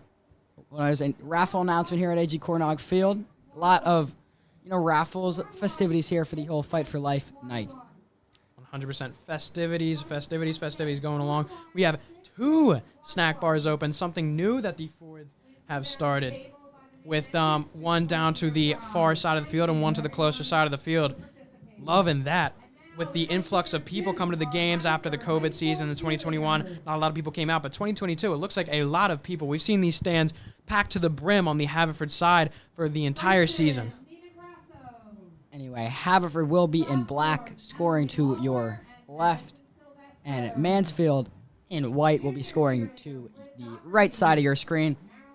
If Tommy Wright in the forwards here can execute and Googie can make the extra point, it'll probably be about maybe 8 minutes or so. It'll be a very interesting end to the game here. 100%. This one's going to be a fun one coming down to the last second. As the two teams take the field here to start the fourth quarter. Ball's on the 31-yard line. It'll be a 2nd and 7 here for the Fords. Yeah, the 27-21 loss to North Attleboro that Mansfield lost to in the second week of the season. Again, overtime. Close game, but they were just able to punch it in. And the right snap, it'll be a direct snap, and he'll take it himself. He'll get about 4 yards. Not too much, but again, 3-4 yards at a time wins games. Yep, looks like they tried to go with a little bit of a quarterback draw there. No option, but they tried to shoot Tommy Wright right at the middle. It worked very well against Radnor. In that Radnor game, Tommy Wright had 146 rushing yards with 3 touchdowns, and they may try to get back to that here. Tommy Wright, great through the ground last game against Radnor, but let's see what they do against Mansfield. It'll be 3rd and 4 here. Big play for the Fords offense. You cannot expect the defense to do everything for you. Tommy Wright's going to fire that ball quick to Ben Fleming. He'll get the first down and more. Big play for the Fords. Great job by Ben Fleming.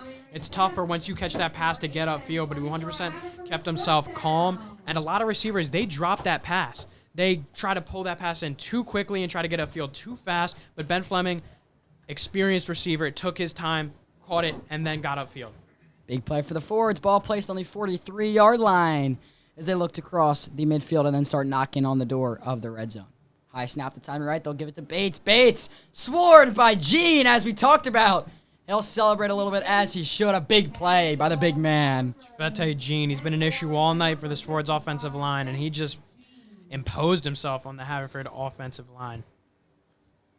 He's been pressuring the backfield all night, as it'll be a loss of 4 for Haverford. It'll be a 2nd and 14, ball on the 39-yard line. I expect Tommy Wright to go to the air here on 2nd and long. I'd really be surprised if Doherty would choose to give this one off. You have Ryan McDonald here at man coverage, left side with Mahan. Right was looking for Mahan there. Nothing's there. He'll have to scramble out. He'll be tripped up. That's not the play that you want. It'll bring up a 3rd and long here for Haverford High School. And that one's on the offensive line. You got to have that pass pro set, have that pocket set, because it looks like Ethan Mahan actually did get his guy on a fake stop go route. And if you give Tommy Wright the time, he's going to be able to complete that pass. Yeah, pocket kind of collapsed around him there, left him flushed out right. It'll be a 3rd and 17. That's a big loss of yards for Haverford High School.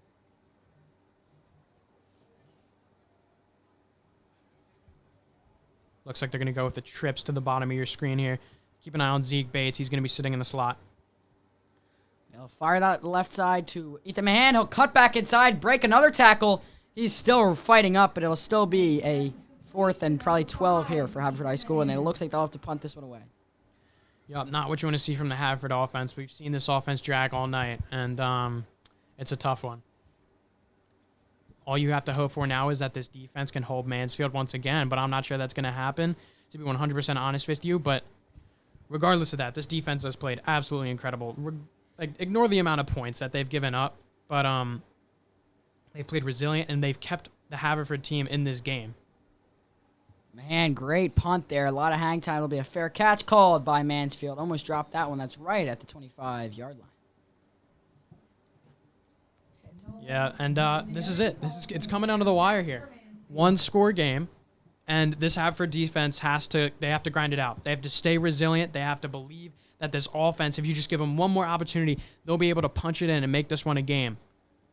9 minutes to go here in the fourth quarter. It's, getting down to the wire here. Got to be biting your nails if you're Coach Doc and Coach, the rest of the coaching staff here for Haverford. They have to make the play here, make the defensive stand, and then Tommy Wright in the offense, but Ben Fleming, Ethan Mann, got to get together, figure out what's going on, and, tie this game up. Yeah, Tommy Wright conversating with some coaches on the sideline, trying to get everything together and see if they can't string some things together. That's all they need. String them together, string them together, string them together. It could be lucky. It could be lucky, just like that that play, that unnecessary roughness call, gave them a lot of space on the kickoff, and they were able to make something of it. So if they can just, even if it is a little stroke of luck, they can capitalize. It's Brian Butler, a couple yards there for Mansfield. And as there's a little bit of a stoppage of play, I'd like to shout out some of the Haverford High School alumni that are in attendance on the game on the sideline. Looks like they have former player Tommy Caruso, Mike Powell, Will Hickson, and Trey Blair, along with Colin Reynolds. All players of Haverford in the past 5 to 10 years that have made an incredible impact. Friday Night Lights is something special, and it's great to see them come back and enjoy the Haverford game. And that is a great stop by the Fords defensive line. Fighting back. It'll be a loss of yards for the Hornets, and it'll bring up a 3rd and about 5, if I had to guess. But yeah, Nick, as you were saying, it's great how a lot of alumni, we see dads out here who might not even have kids on the team anymore still coming out supporting the school. Maybe they used to play. And, of course, players graduated just the past couple years or so. Some of them, playing D1. Trey Blair's over at Temple. A lot of the guys are signed at Gettysburg, some of those smaller schools. It's a truly good gesture by them coming out and supporting the team. It's a 3rd and 3 here for Mansfield. They'll give it out right side. Butler, he'll get stopped. He'll have a second push, and he'll get the first down and some more. That's a killer. That one you need to have him tackled. It looks like he got there on a second effort, and you just can't let those chains move. But unfortunately, they will. Brian Butler looks like he's going to take a play off, and he deserves it. That's an incredible second effort from Mansfield. Yeah, that second push there obviously kind of absorbed that first contact. Just kept on moving forward like a train. Just don't stop moving. 7:23 to go. Mansfield still up 21-14. And in case you're just joining us, Haverford did not score 2 touchdowns with 2 extra points. They decided and missed the first extra point, and they went for 2 and got it on the second touchdown that the Fords scored. That's what they got to get back to. They brought the juice there. They brought the juice, the momentum, and everything was flowing in their direction, but it looks like it's kind of tampered out here, and I hope they go back to that and just try to get that energy going for the end of the game, and potentially it could propel them to a win. Yeah, I mean, as we have under 7 minutes here, the Fords defense has to step up. And it's not the defense that, is the one costing the Fords games. You can't 100% blame the offense either, because Tommy Wright has done, a pretty good job. Coming in after a guy like Trey Blair, you have such huge shoes to fill as a leader and as a player. Trey Blair broke so many records. There's a triple option again by Mansfield. That's a great play call. He'll be swarmed by 3 Fords defenders. That's a great defensive stop there for Haverford. Yep, that counter backside, it's catching them every single time. And looks like Haverford was able to deal with it there. But we'll see if they try to whip out that screen pass. It's been hurting Haverford all night. They've had open field on every single one of their screen passes. They've ran it 3 times a night, and we've seen it a million times over film. I'm assuming that Haverford defense has been working on defending that in practice, but something about that screen pass is just not adding up, and they're not able to recognize it quick enough. As we were saying, Tommy Wright coming into his spot as a sophomore, kind of filling that leadership role as someone like Trey Blair, who's now playing Division I football. Bobbled snap, that ball's on the ground. Zakaski will pick it up, try to take it himself. That's a great defensive stop, and the ball came out, but they say he was already on the ground. That is a huge 3rd down stop by the Fords, and it'll bring up a 4th and 3. This Ford defense has shown incredible resilience and determination to keep their offense in this game. I really hope Tommy Wright and this offense can come out here and string a few things together and get a score. Action-packed game hasn't been able to let us finish our thoughts up here about how Tommy Wright's really stepped up following a player like Trey Blair who broke so many records in Haverford High School history and Delaware County football history. Good snap, it's a fake punt. He'll take the direct snap, and he'll get the first down and more. A gutsy call by Coach Redding will pay off well in the end. That's a Mansfield Hornets first down. I love everything about that. That fake punt, nobody was expecting it. I was sitting here with my hand on my chin just waiting for them to punt it away, but no fake punt caught Haverford completely off guard, and that's the type of stuff that'll win you a football game. It's what Ethan Mann attempted to do earlier in this season. Coach Doc has got to look at that, say that's how you run a fake punt, put something like that in the playbook, and that is a brutal hit there for the Fords. Definitely. But this Fords defense has to stay in the game. They're still in it. 4:22 to go here. Again, that was like a quadruple option there. It had so many ways, so many places to go. It'll be Tommy Smith, I believe, Yep. And the name of the game for this offense has been the air, backside counter, and that screen pass. And that's what's propelled them to have a lead, and it's what's propelled them to potentially have a very good chance of winning this football game. And Haverford went into the half, wasn't able to adjust, and let's see maybe if they can make some fourth quarter adjustments on the fly. This offense for Mansfield has been just about incredible, but let's see Colin Corky, Tommy Toohill can do on the defensive side of the ball. Nate Shoemaker Jr., he's played his sophomore year at the varsity level, which is something you don't really see at Haverford with a 6A school, very big, a lot of kids to choose from. Usually you only get your opportunity on varsity in your junior, senior year. A lot of people their senior year, but Nate Shoemaker able to make it on the field as a sophomore. Whistle's blown there. That's a timeout called by the Mansfield Hornets as they, take a second to reflect on that fake punt, regroup, take some time, get their breath back, and look to just milk the clock here and finish this Fords team off. Yep, the clock is ticking.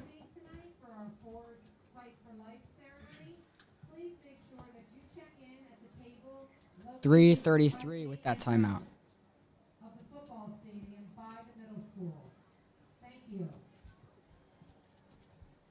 Timeout here on Mansfield, as we'll take a quick stoppage on the broadcast and get back to you guys in about 30 seconds when the timeout is over.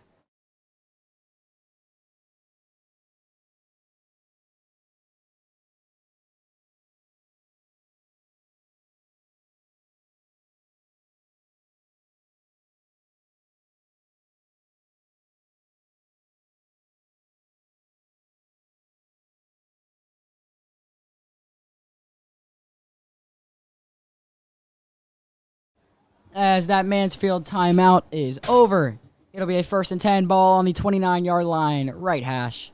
They look to milk the clock and call this again. Fake handoff. That's Connor Curtis. He'll take it out left side, try to cut back and right. He's swarmed by a couple Fords defenders. Good stop by the Fords. Great job by the Fords there. And, this drive has been very long. One thing I've noticed about Mansfield is that they've been taking a very long time on offense. Haverford has not gotten a lot of time to hold the ball on offense. Defensively, their defense has been out there for a while. They're probably getting tired. That timeout from Haverford is probably to give their guys a little bit of a break to just maintain their conditioning here. It's tough. You condition for this all season, but when it really comes down to it, with all those pads on a Friday night, it's tough. It's tough to stay in there and stay at 100% speed and effort. Both of these teams will have 2 timeouts left, I believe. As the Fords, as you said, just try to figure things out here. This is, your one last shot. A lot of these guys know if they fall short here, playoff bid here, even the late 15, 16 seed is, sort of really you're outside looking in. It is sort of out of the picture here if you drop this game. Yeah, 100%. So we'd like to see the Fords come back here and allow us to cover some of those games, playoff games for you guys. And of course, as we said, Haverford next week is the last home game, the regular season home game, I should say, of the season versus Abe Lincoln High School. Here he goes, Curtis again. He'll fake it. He'll go up the left sideline. He's going up 10-yard line. He'll be dragged out of bounds. That's a great play by Curtis. 3:17 to go in this fourth quarter. And Mansfield just taking full advantage here on the ground. Curtis able to find some extra room there on a second effort. Looks like he dodged a guy, and a lot of people in Haverford thought that play was over. But you really just got to play till you hear the whistle. And looks like Curtis was able to shoot through there, and a lot of people were late in pursuit. But as we were saying, Haverford next week, the last regular season home game, Abraham Lincoln High School coming in from Philadelphia. It should be a pretty good game. Abe Lincoln's a good school. They play lesser opponents. We see them play teams like West Philadelphia. Some of the teams more in the Philadelphia divisions there. And then that's it for the games at the Nog. And then you got 2 back-to-back away games, Pencrest and Lower Marion.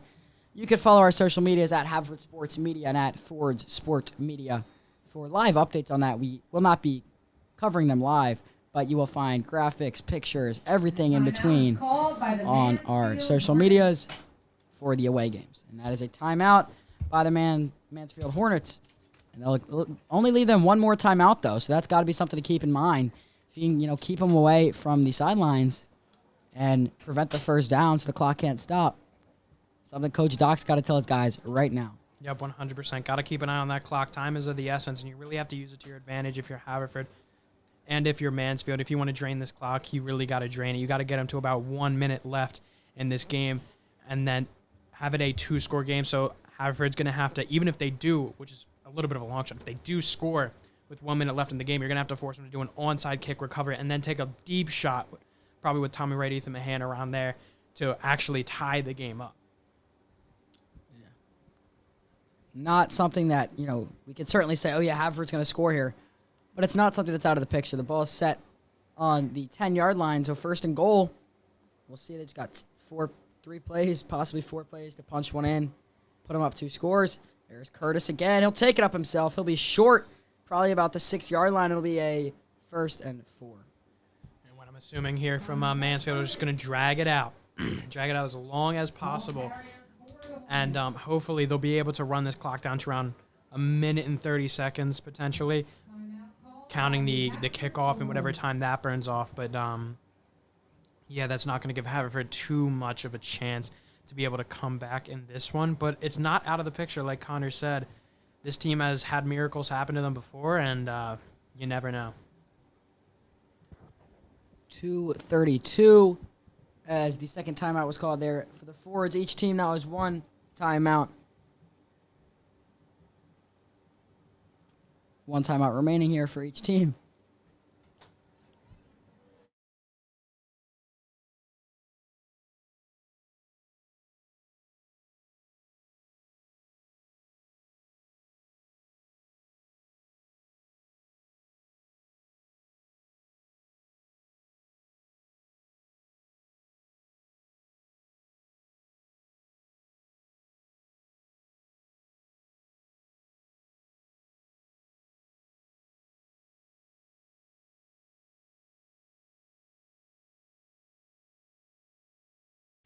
We are back here at A.J. Cornog Field. 2:32. Both teams 1 timeout remaining. 2nd and goal ball on the 7-yard line. Mansfield offense out there. Mansfield up 1 score. That's a good play call. Again, they have Curtis out there.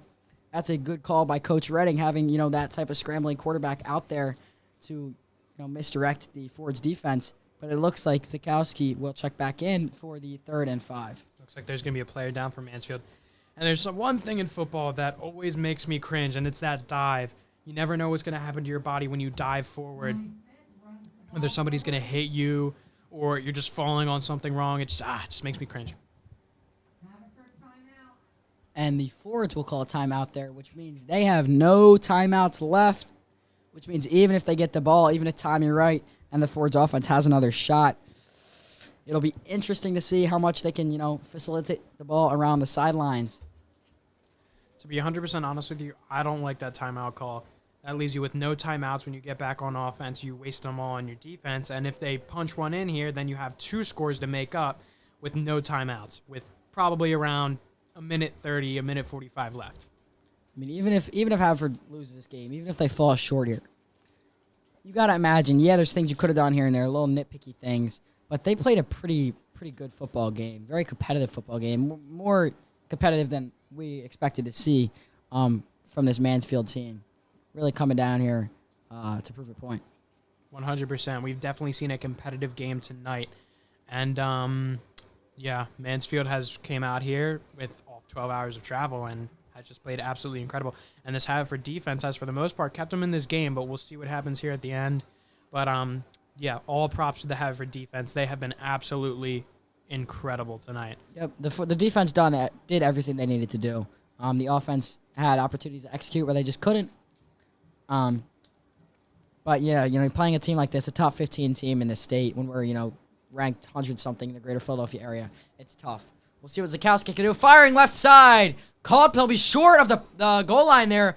He reached out for the pylon at the last minute, but he is down at about the 1-yard line. We'll see what Coach Redding will do. 4th and 1 for Foley.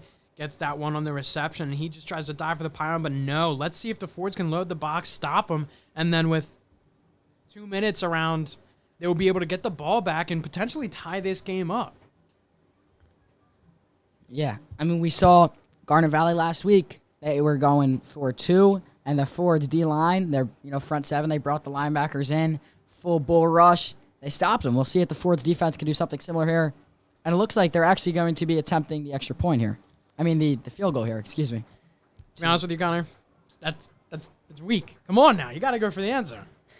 It's a smart play here by Coach Redding, putting this team up more than a score. We'll see what the Fords can do. The kick is up, splits the uprights. That's a great kick there by Travis Hennessy, and that puts Mansfield up more than a score.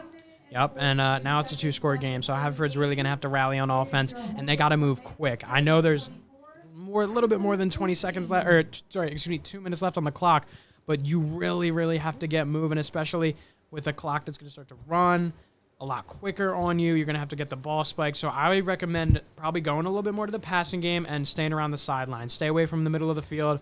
Avoid your guys getting gassed running down the field and then spiking it.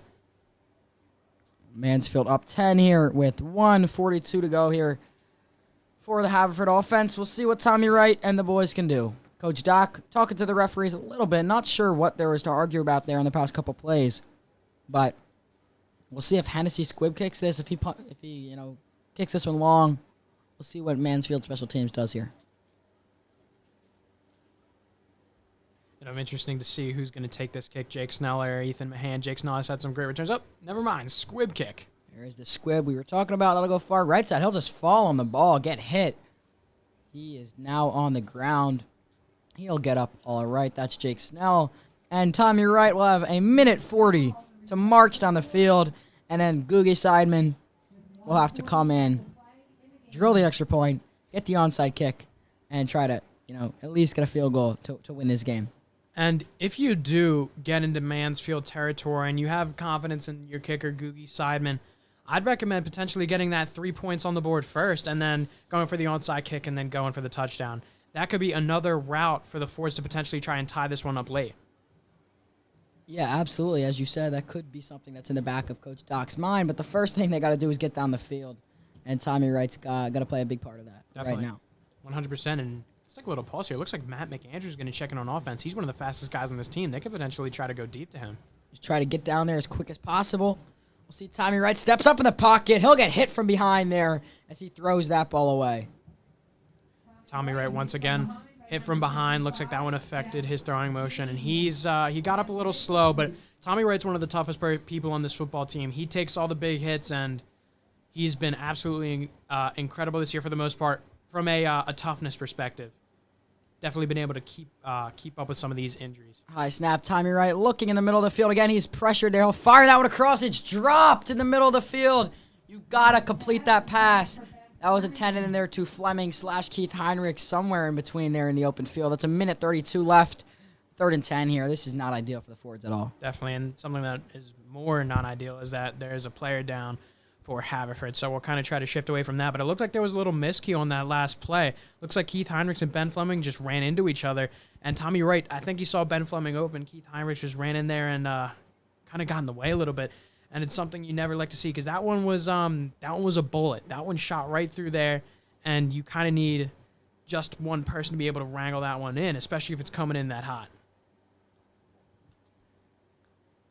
Yeah, we are going to take a quick break here as the Fords will continue to bring trainers out here to tend to the injured Ford on the field here. Not a good sign.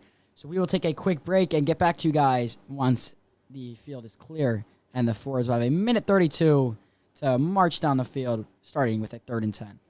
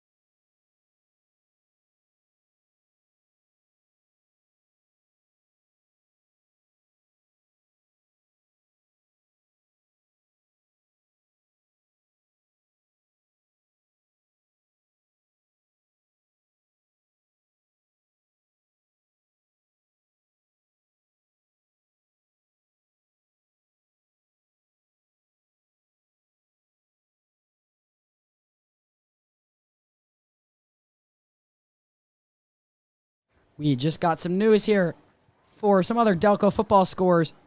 One of the biggest games we're looking forward to is this Springfield-Conestoga game. I took Springfield. Nick and Brendan both took the Conestoga Pioneers. Springfield up 2-0 in the first half. That's not a score you see often in high school football. 100%. Although, I don't think I picked the right team. I definitely did get it right that it was going to be a low-scoring game. And Strathaven is up on Ridley, as expected. That's a 5-0 team playing a really good football game. Ethan Mahan will try to run backwards to gain some yards. He'll keep on fighting. That'll be a Ford's first down. Mahan, shifty all around there, getting the first down. No timeouts. Got to get this offense moving.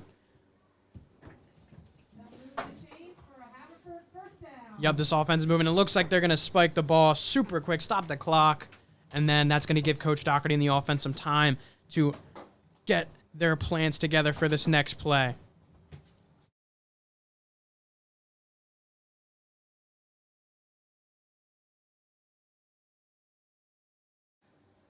Second and 10, ball on the 39-yard line. Tommy Wright drops back, looking left sideline, turns around, Mahan caught. He's going to run back towards the midfield. Why? I'm not sure why he's not going out of bounds there. I guess, yeah, the first down stops the clock till the ball is set, but you have the first down and a lot more. Why don't you just turn left there and go right out of bounds? I don't know. I don't understand that decision. That's not smart. Ford's just going to have to spike the ball again. It'll be a second and 10 on the 46. They're across the midfield. I got to think Tommy Wright, he has the arm. They could take a shot at the end zone right now.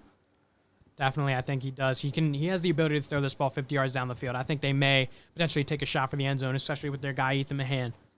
You got to keep in mind that the O-line is now, again, quick pass to Mahan. That ball dropped just through the arms of Ethan Mahan. But as I was saying, the star O-lineman for the Fords, Tommy Toohill, was the injured player, it looks like. So he's getting tended to on the sideline. We are wishing, hoping, and praying for the best for Thompson Toohill, HSM member, one of the best broadcasters I've ever listened to, and also, star O-lineman. That knocked down by Gene at the line.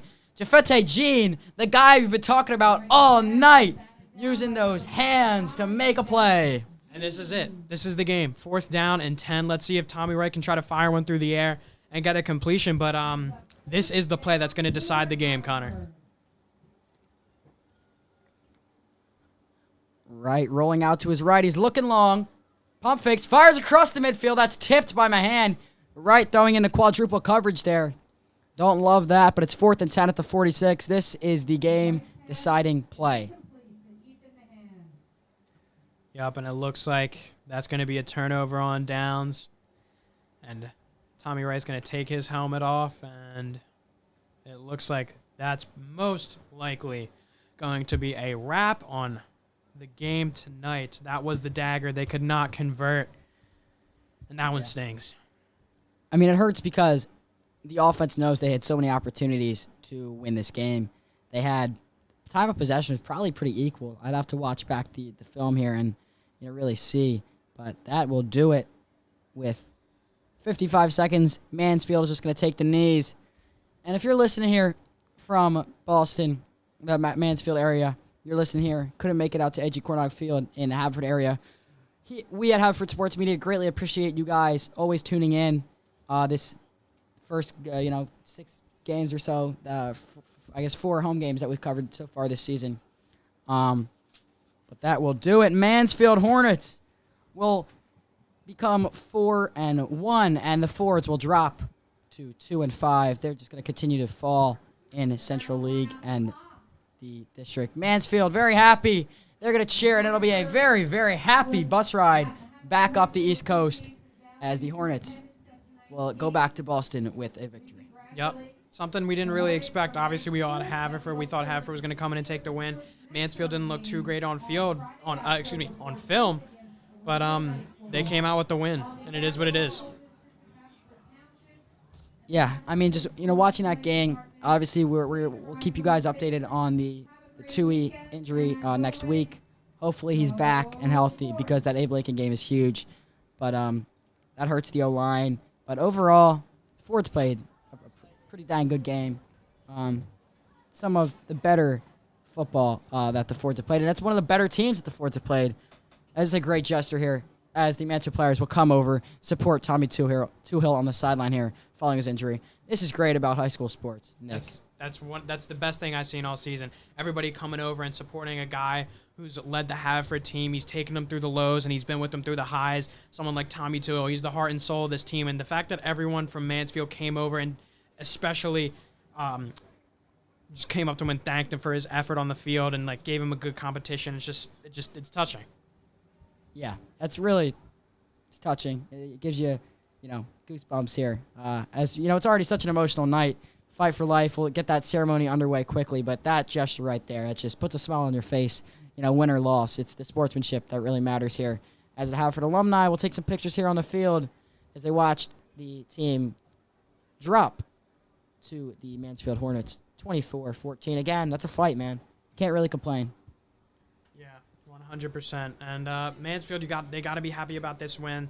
They came down here off 12 hours of travel and just completely played incredibly well on defense. They stopped the Ford's offense, which hasn't been great this season, yes, but they came down here on defense and just completely had their way with the Ford's offense, and then offensively they destroyed them in the air. This is something that Haverford's never ever seen in their competition, and it's glad that this is going to be in the back of their minds continuing into Central League play.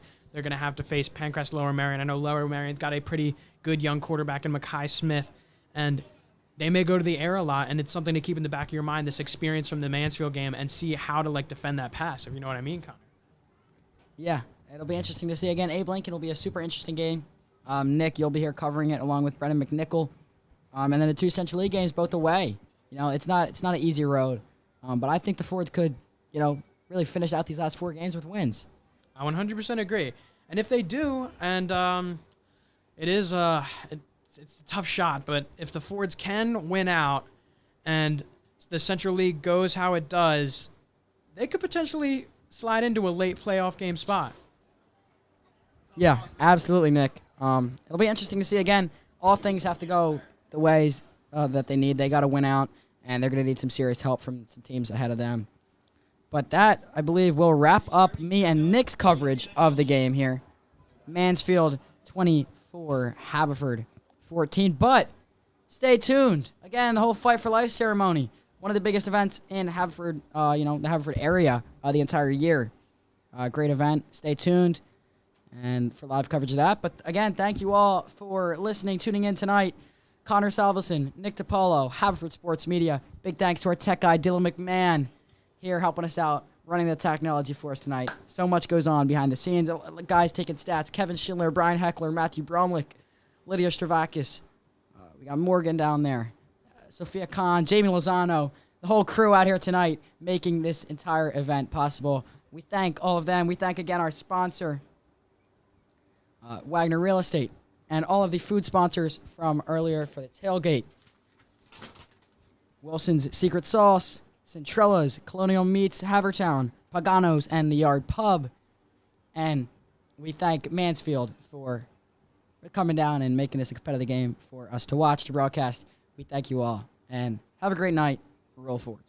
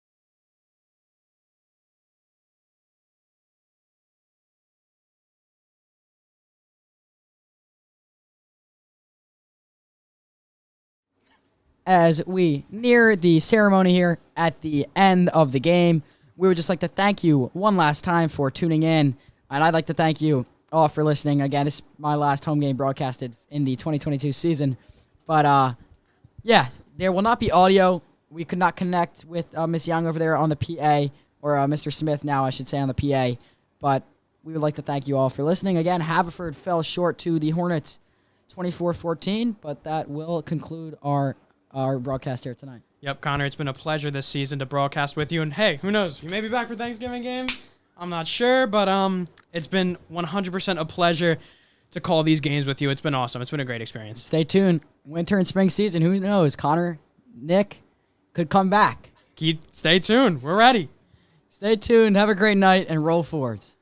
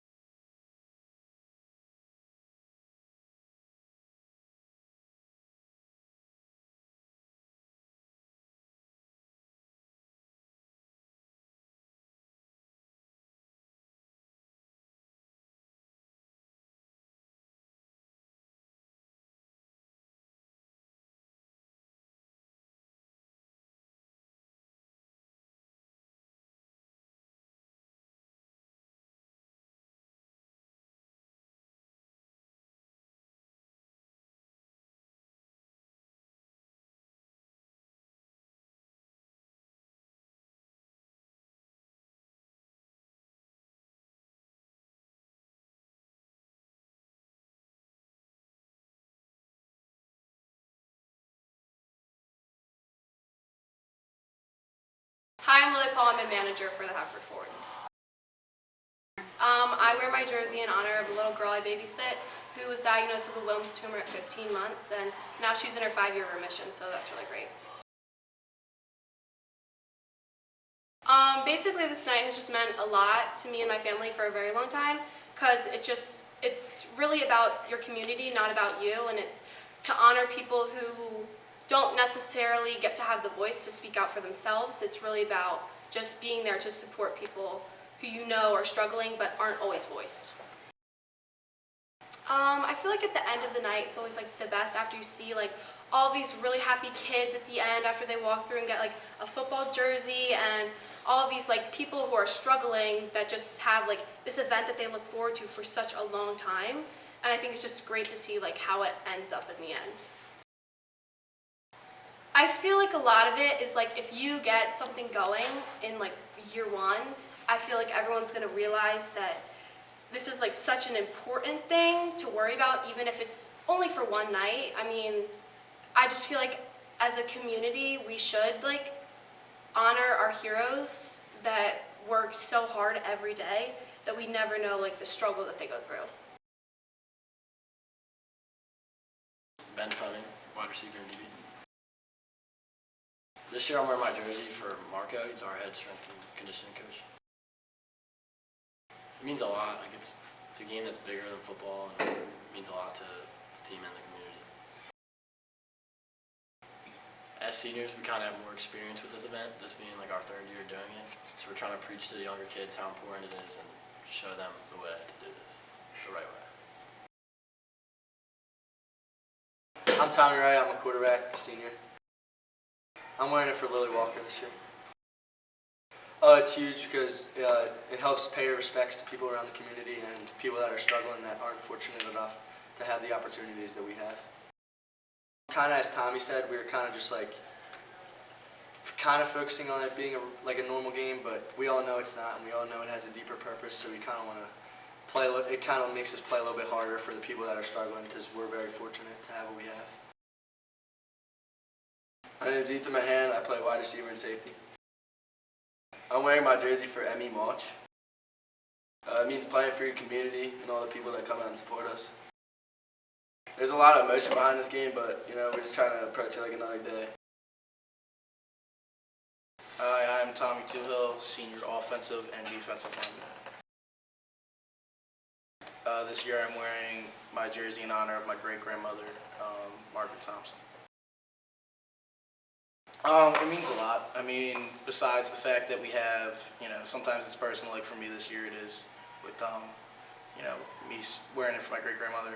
There's other times where, you see people around the community. For instance, we have like Lily Walker, and, we had Hannah for a couple years ago for that. So we see people struggle with it every day in the community. And like besides that, there's just like a different feel to the game. Everyone's always, it's always a bigger crowd, and I don't know, it just feels different. I mean, we really just try to make it like it's another game.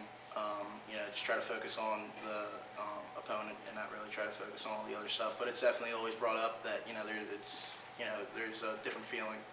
You gotta always bring there's always some extra energy you gotta bring, and besides that, try to conserve it so you don't waste it all right away. Okay. I'm Kevin McNicholas. I'm a guard and defensive end. The Kevin Kane Memorial Foundation was started in honor of my grandfather, Kevin Kane, who died of cancer in June of 2005, 4 weeks before I was born, and I was named after him.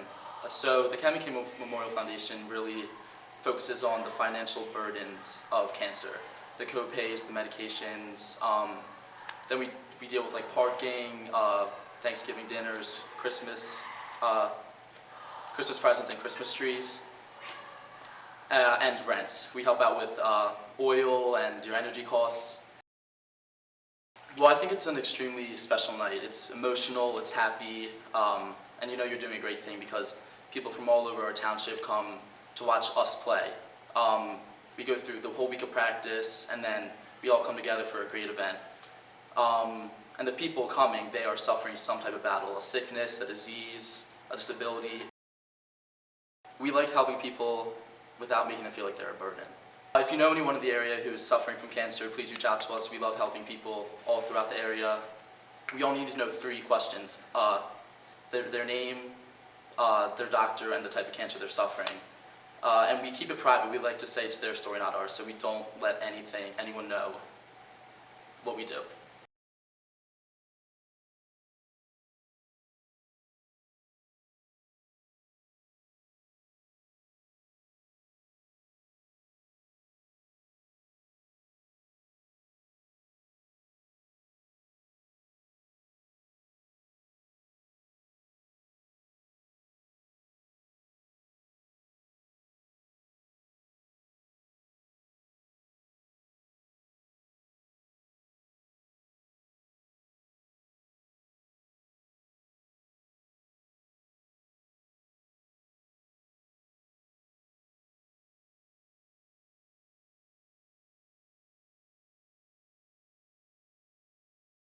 Months old.